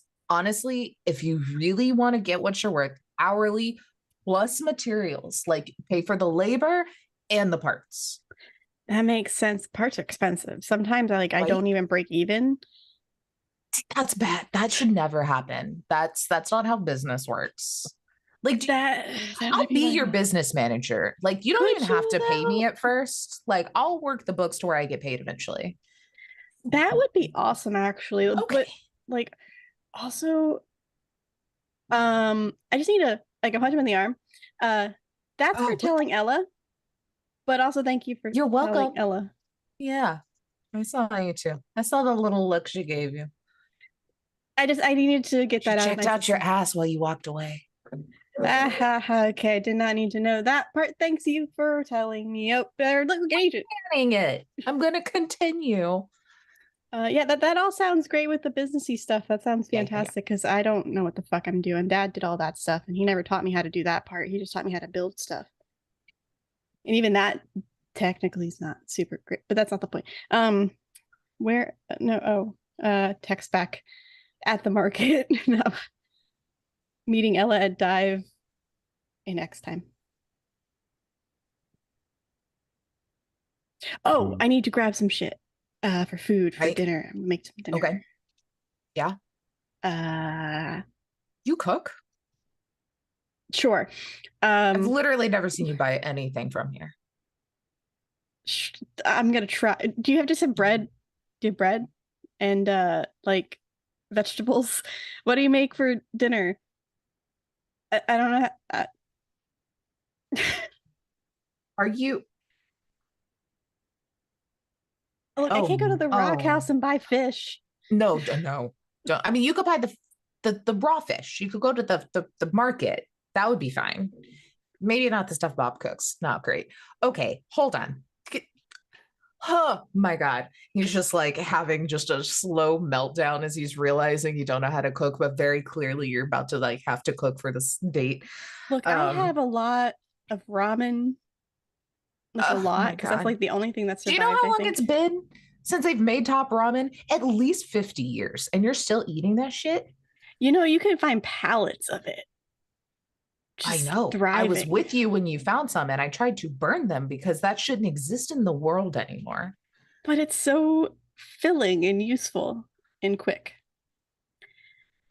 Not nutritious in any form of way, but you know. Get a text that's like a recipe for like a very like basic kind of like veggie heavy lasagna dish. That is so many steps. Okay. No. It is literally 3. Okay. Cook the veggies, layer it all, put it in the oven. That's it. That's all you got to do. Cook, I guess cut. So 4 steps, but you're good at cutting things. You know, I've seen you like clip wires and shit. That should be the easiest part. And he'll like kind of just like load up all these things. He's like, good luck. Like, maybe get like a good wine. I think Maggie's been like experimenting with some. Maybe that could save it, you know? Yeah, that's a good idea. That's a good idea. Yeah. I can't believe I'm giving you tips. A date for the girl I like. But you know, that's fine. That's fine. We're friends. This is what we do. Anything else? No. That's all. I think I might be picked up, or am I meeting them somewhere? Looks back at Agent. You are like right next door to the dive. Like you can see it if that is like the place y'all would like to meet, or if y'all would like to go anywhere else. Up to what Joe, Dylan, and Chris decide and text back. Are y'all going to the dive or suggesting somewhere else? Fine. Yeah, I mean, we don't know anything about Ella, so that's probably where it would suggest, I would think. And I have keys to the you place. at least. Yeah, you know, I's got keys, and you know that y'all locked up when you left, so it's like you're gonna have it to yourselves, you know.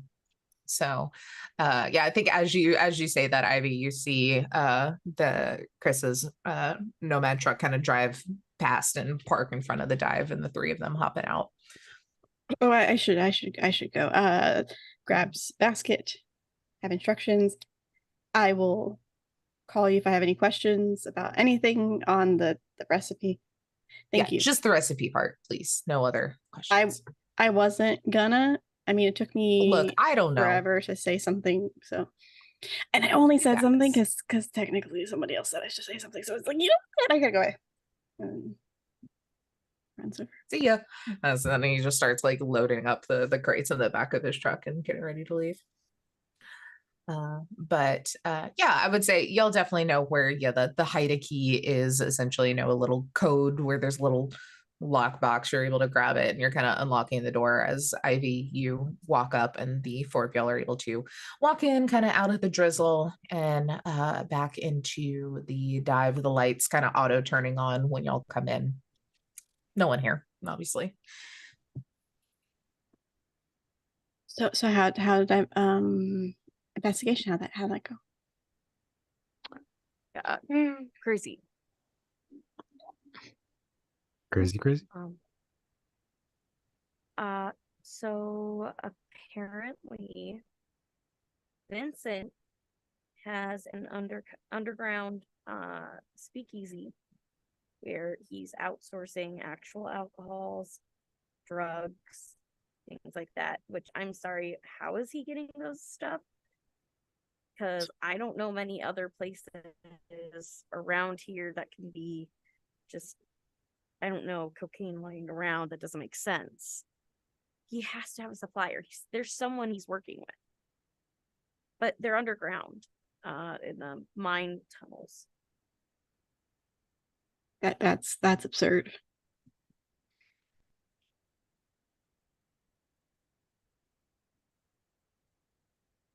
Like Can I make crazy, a like, oh my God, or like human perception on that? Absolutely. Yeah, definitely Ivy want a human perception persuasion that. and human perception from Dylan. God damn it. I'm not trying to hide anything. No, that's absurd. That is absurd. That's definitely not the reaction you would have if you knew about it. You'd be like, "Oh yeah, I know that's not what." Yeah, I got an 11. Yeah, y'all are both like, what? Yeah, and just look between Dylan and Ivy and go, I don't have much connection with a lot of physical emotion, but there's a certain lack of physical surprise on your face. I might have found out about it just like a little bit ago, but I can't say who it was from. So from Ella, because it's the only person you've interacted with. Fuck. I'm really bad at this thing. No, it's good for anybody else outside of the three of us who have spent most of the day with you. It's still a good cover, just not for the rest of us who are in this mess with you. Okay, that's fair. Okay, yeah, so yes, Ella told me. What else did she tell you? Yeah, how does she know? Does she go? She goes to the sex club? She drops off alcohol there. Club? Yeah, there's some freaky shit that goes down. Okay. Putting the gears together in my head with the truck. Would my character reasonably she drops off alcohol there and like there's a little bit of a pickle, but that's her situation. I don't know if I could really tell you, but she's in trouble and kind of. Her truck was the one Like picked up. she's gonna be murder trouble, or like someone's got dirt on her trouble, or like Someone has dirt on her sister. She doesn't know what's going on. You can't tell her I told you. Okay. Never. But like she was the one that picked them up, but she hid your car. She threw a smoke bomb and made it look like it was still foggy so that your car was hidden. That's why they didn't see your car. She was there? She picked him up because he has dirt and is making her do errands for him, like picking him up, dropping him off. But he won't talk around her, and evidently he says he has dirt on Mallory. So she's trying to keep her safe. Mm-hmm. I figured it out because there was we were dropping off stuff and I was helping lift up stuff, and there's blood in the back of the truck. And she wait a minute. On the mountain line. Yeah. I don't know. Did you ask where the mountain line went? I'm assuming Vincent took it. Weird. I was a little more preoccupied with everything else than where the mountain line went. That's valid, I suppose. What dirt could Vincent have on a nomad? I don't know. Enough to make her worried. I don't even know if it's true. I don't even know if he actually has dirt or if he's just saying he has dirt. Yeah. Hmm. That Wait. startles the fuck out of Ivy. She like jumps. She's like, what? Wait, so Dylan, you were wondering where all that stuff came from, right? Mm-hmm. There is a group of nomads who leave and go and come back constantly. That could be the only way, right? Unless there's like a secret underground black market of sorts, or maybe it's one and the same. I don't know, but maybe there's something there. What about the shadowy people? I feel like that solves our supply chain. The thing I just can't get out of my head is the phrase that Vincent used when he was talking to like the leader of those like glitch bots. That tell your boss I'm the one that says when we get to do things or something, like he can't rush the plan. I don't think anybody has told Chris that Vincent's here with her. So Vincent was at the Militech base? Oh, yeah. Okay. Him and Skeeter Jr. Yep, him, Skeeter, and then this leader of those glitchy things. Probably the same one I talked to. It was a meeting. They've been using that basically as a hideout. Super secure. Makes sense. But you're saying that the shadowy glitchy people, they have a boss? That's what was said. I don't know. It seemed like they tried to do something. He got mad and said, hey, I'm in charge still. Sounds like a Vincent thing to say. Obviously, he's a dick. There's got to be some connection with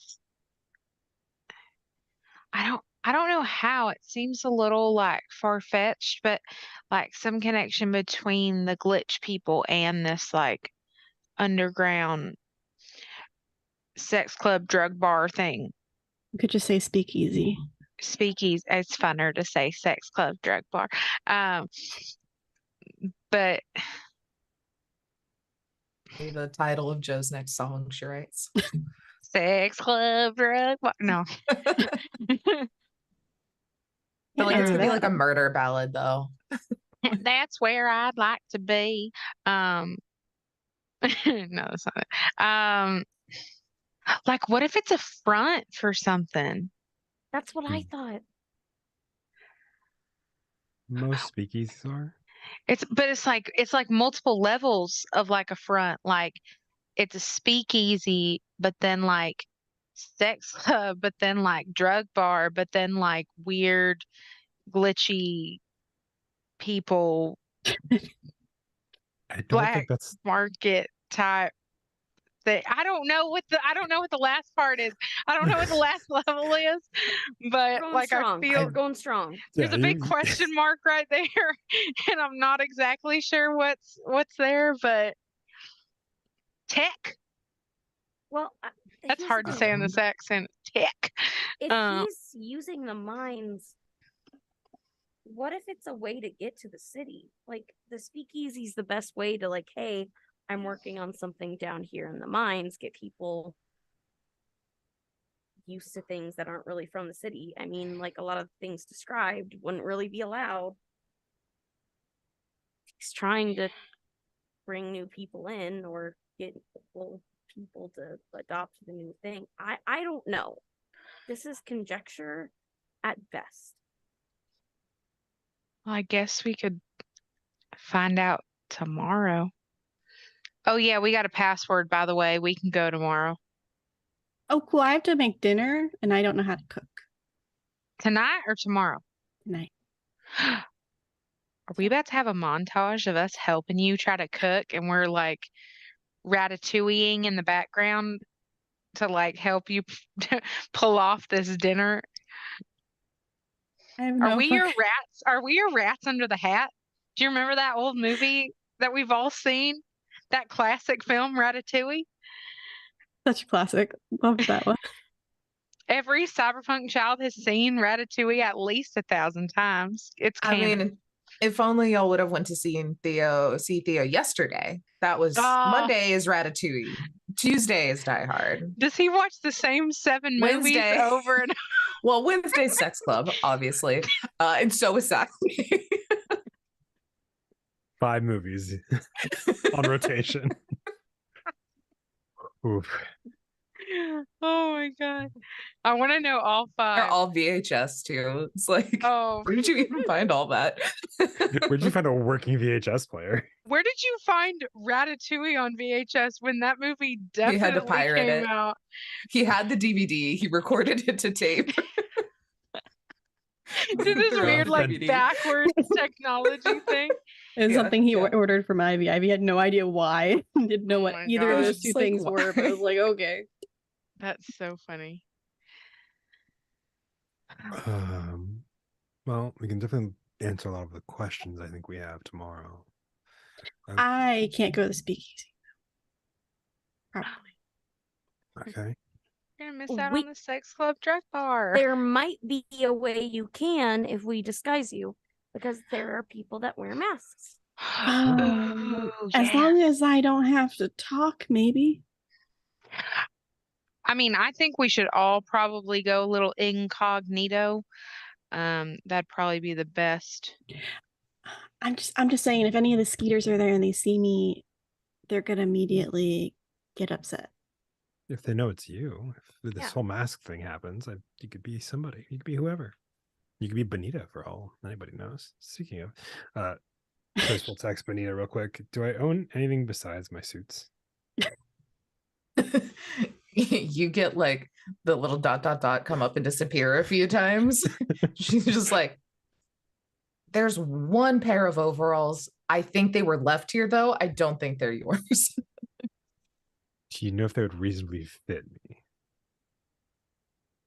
You get the ... again for a bit, and then she sends you like the exact measurements of it. You can take it in.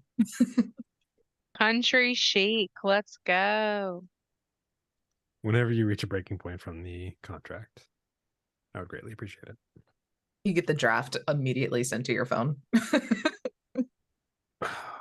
She had nothing else to do. Yeah, she already finished her interior design for the day, so she decided to do real work. Nobody else in this house is. She's got herself a hot toddy. She's got the sewing machine out now. Like, she's living her best life, let's be honest.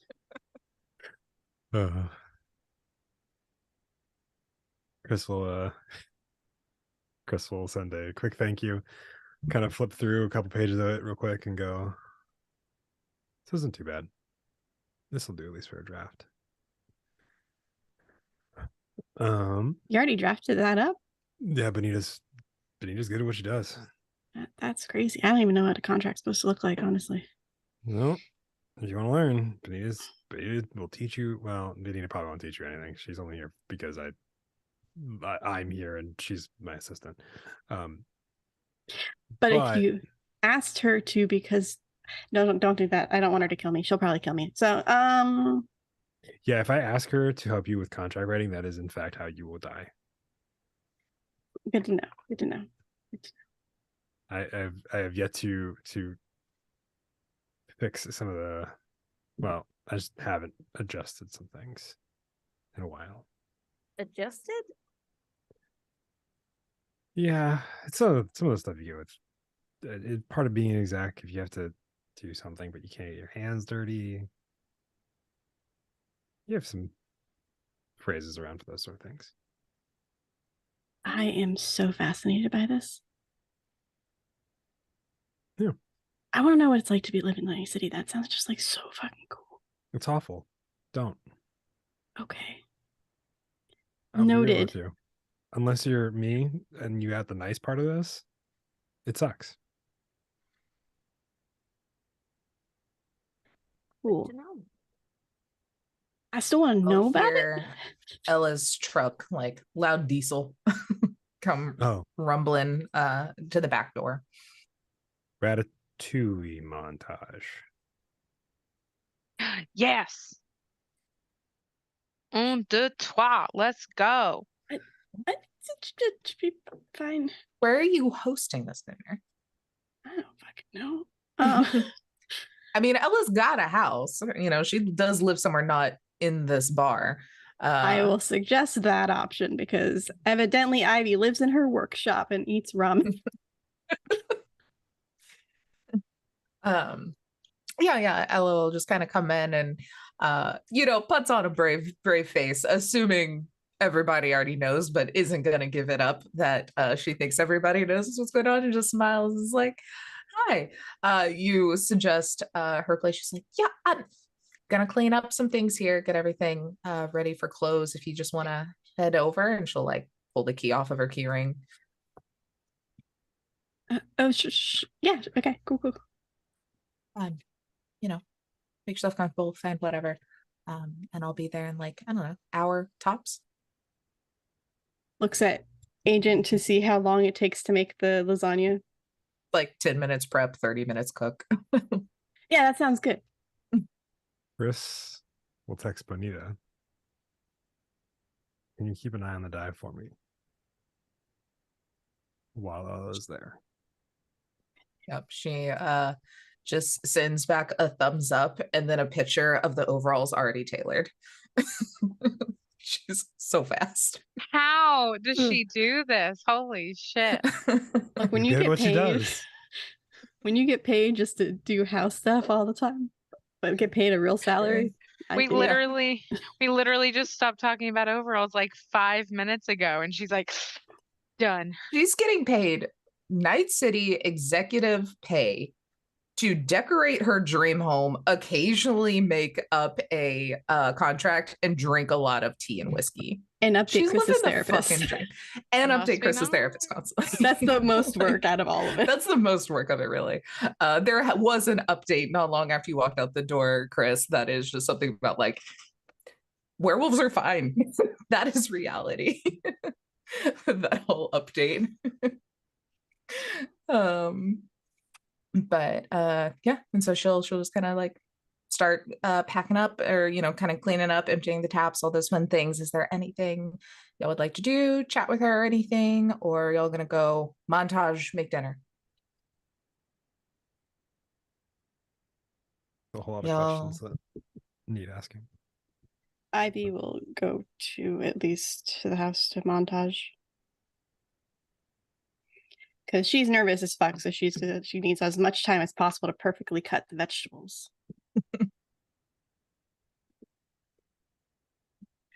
I'll help Ivy. All right, so y'all head out. You go over to Ella's actual house, which is, let's decide where it is in our world here. Oh yeah, we have a map. We do have a map. You know what? There's not a lot going on back in here. So let's say it would make sense since she's friends with Larry. She's probably back in the part of town a little bit closer to the farm. Plus, it makes sense that a lot of the further away from the center of town homes would be the last ones to kind of get occupied. So we'll just put her back there, kind of living her best life. I'll say it's probably like her and her sister live there together. That's not too far from Ivy's house. Wait, where is it? Far east, to the right of the church, above Dollar General. Oh, it's on the other map. I'm gonna put this little hot person as the image because she had. The little But red face emoji. That's I was like, funny. whoo, sweating. So yeah, y'all head over there. So yeah, she's kind of just 2 houses down from you, Joe. Y'all are nearly neighbors. Oh my god. Oh my god. And you walk in, and it is like a very small, probably like 1.5 bedroom. It's like that half is like definitely office size. And she doesn't have a ton of things being a nomad a lot of her life. Like I think there's definitely a lot of like little tchotchkes, little keepsakes, very clearly some little things that she has kept up with. And then in that like office room, there's essentially like a futon that when her sister is in town, like she'll stay at.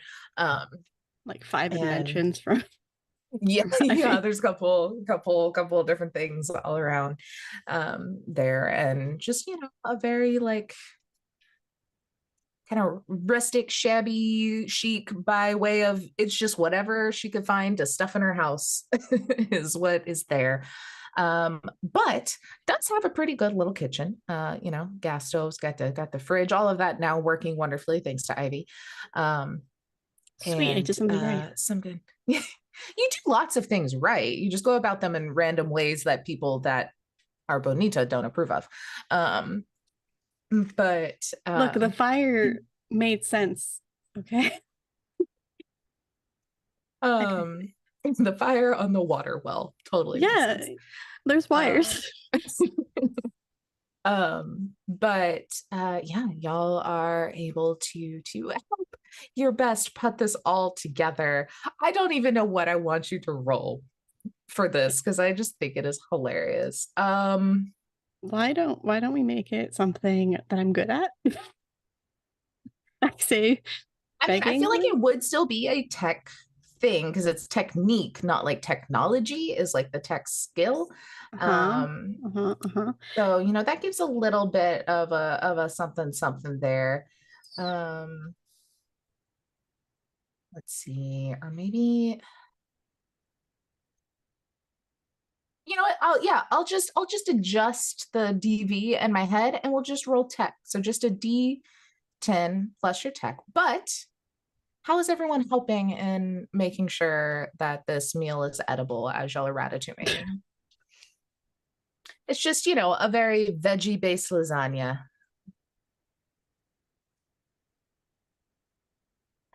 I think even though I don't think my tech skill is that good. You're just giving bonuses if it, Oh, okay. I've been around a kitchen for a lot of my life. And learn more from my mom than my dad about cooking. So I think Joe's just gonna kind of like make sure all the basics are covered. Like, yes, we have preheated the oven. Yes, we have the right size dishes. Yes, we're using the best knives for, just kind of like yeah. all those things to This make is what a sure. pinch of salt is. Yeah, Like, yeah. All those kind of like things that would kind of make sure it works like efficiently. And then we'll also like if there's any other prep that needs to happen, help with that. Maybe make a garlic bread. Where'd you get bread and garlic and butter? I found some in a bread cabinet. One of those little like what are you? Hope she doesn't mind. We're using her own bread.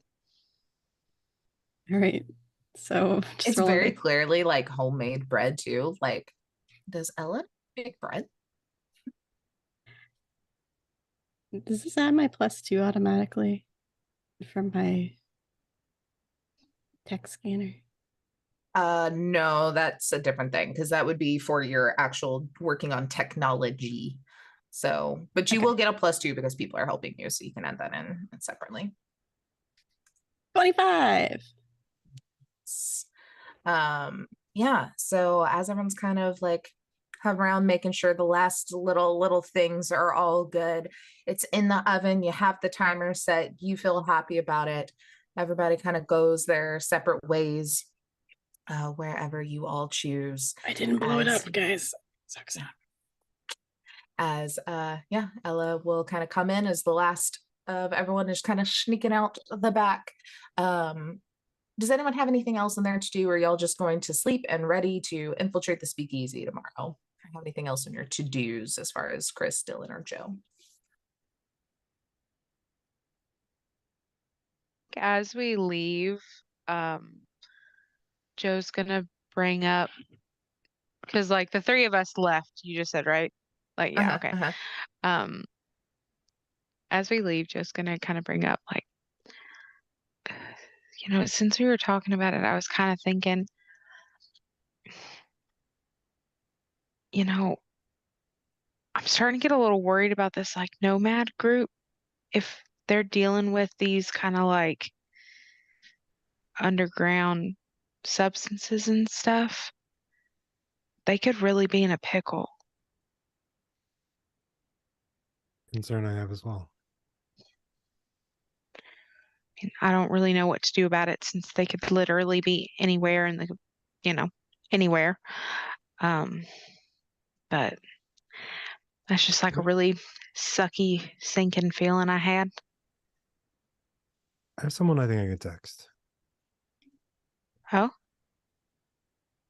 I would like to text, if possible, Ileana, my nomad contact, and ask if she has heard from our lovely air nomads anytime recently. Yeah. Was she a part of the same nomad group, or she wasn't, right? She just knew of them? Yeah, it was other. Like she got you the connection with them to get you here. Yes, kind of to me here and get the car here specifically is the piece that Ileana really had a hand in. But like we'll put them with like the Aldecados, because they're huge and they're definitely the car based, and would know a lot of the whole fucking country. But yeah, you send out the text. It doesn't take very long before you kind of get something back, and is like, anyone in particular? I know they usually spread it. One's around the city or the town that I'm at.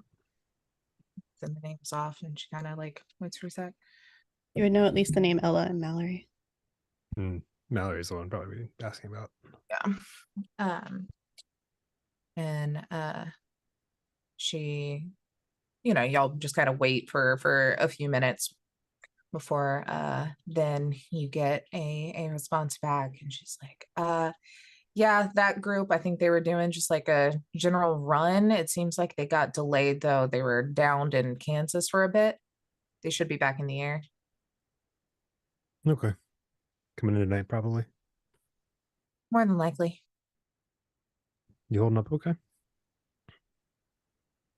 Yeah.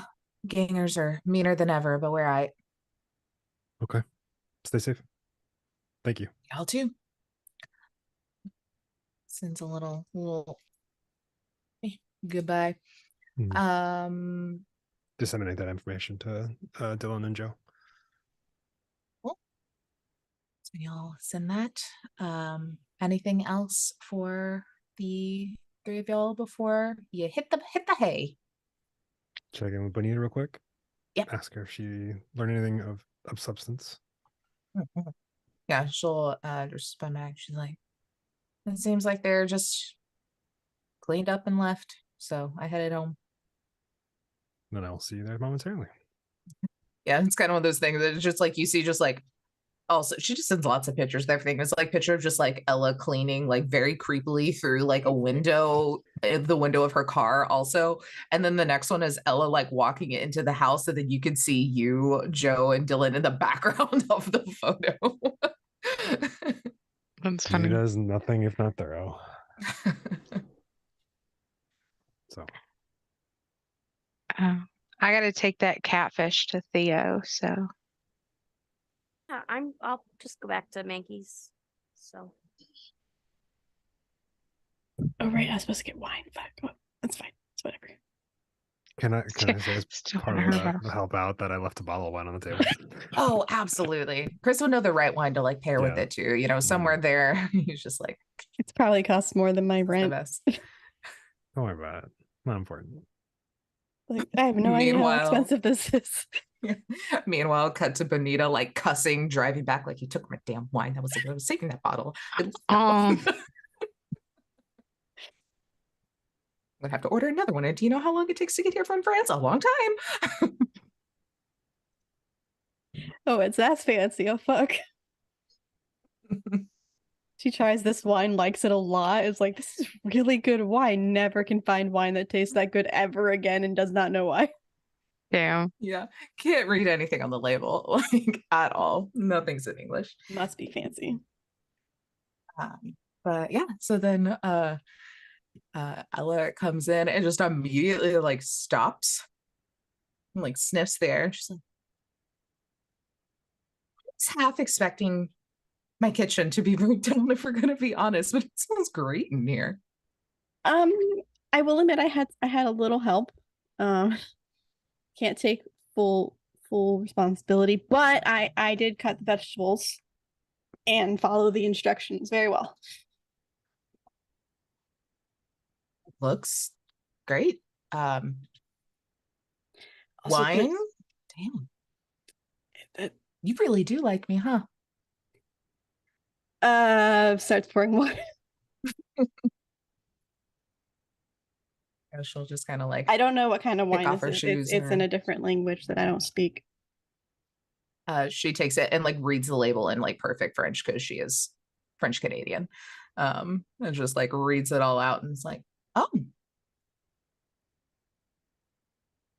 it's good. Is it? I have no idea. I don't know anything about wine. I don't know much either. I just know that this is the place to get the shit. Cool. I'll have to thank Chris for the recommendation. Cool. So she'll like cut the lasagna and hand it out and everything, and we'll just eat and talk and stuff like that, avoiding all conversation about Vincent and Mountain Lion and anything to do with any of that stuff whatsoever. Yeah, and she seems, you know, a little on edge at first, like worrying she's gonna have to go into it, but as like, you know, she's just like a little more and more relaxed, and yeah, just the, you know, the same usual, just kind of goofy conversation, and everything is fine. You know, y'all are brainstorming about 12 more projects to do to the shop, and this is probably the first time that people like usually she's super nervous, and this time when she starts talking about the project, she gets super excited and starts like babbling really fast about ideas and how it's going to work, and what if we did this, and starts like writing on like a napkin somewhere that she found and doesn't. There's a notepad in her bag, but it's like too far away. Yeah, you while you're doing this, like you look up at one point in time and like Ella's just looking at you with just like that like very just calm smile, like holding her glass of wine. She's just like, what? You're very passionate about what you do, huh? Yeah, it's fascinating to work with things and find out how they tick. And I can't read people very well, so I can read machines. Except when they blow up in the face, but less than before though. I'm getting better. I'm improving. We're still getting the goggles, but it's nice to see someone that actually, I don't know, cares about something these days. Feels like a lot of doom and gloom. I think that's half the reason I like being here. People feel normal. I don't know. I've never known anything other than the shit world we're in now. I was just always when I watched Dad building stuff, it was always like, how does that work? How do you make that work? Trying to figure out, and he'd never tell me. He'd make me figure it out, and then like make it a puzzle. So now everything is just a puzzle. Never learned people skills from him, but he was never good with people anyway. People are easy. I'm glad you think so. Like, you just got to get past that block of caring and just ask. Just tell people things. I tend to stumble over my words if you haven't noticed. I've noticed you've been doing that less tonight. I have, haven't I? It's because it's just we're chilling and it's there's wine and she hasn't had any, like she took like 2 sips of the wine. She hasn't had much wine at all. And You can talking. tell Ella's trying to like keep pace with you, but is also like, this is really good. It's just like, She keeps forgetting that it exists. She rambles more. It's just it's nice to hang out with you when you're not working. yeah, I seem to unfortunately be doing a lot more of that these days, but maybe we can make time to do less working together. Yeah, I like that. She again gives her that like, that's just same little, just like staring at you, like soft eyes and smile. I'm just like, I feel like we're making progress, but this is probably my move to make. But can I just kiss you? Bright red, please, yes. And she kind of laughs and like just like leans over the table and goes in for a kiss, and you'll have like a nice little moment. You know, let's say you'll have the lights kind of turned down low, the bottle of wine kind of scooted over to the side, and it's just like a very, peaceful kind of moment. At some How's moment I Ivy added, feeling? at some moment the lights were added to be dimmable with like your agents. So like as she's sitting, she's like dim lights. Turns them down. She can be smooth with technology. That's all she got. She is calm for the first time I think in a while, but also her brain is like holy fuck, holy fuck, holy fuck, holy fuck. Yeah. And then I think, yeah, Ella just kind of like, leans back, still like leaning over the table and like looking at you, and just does a little smile when suddenly this nice silent moment is shattered as the door flings open and Mallory comes rushing in, just sopping wet from the rain, covered in mud from the road, and is like, we have a fucking problem. Oh, didn't think we had company.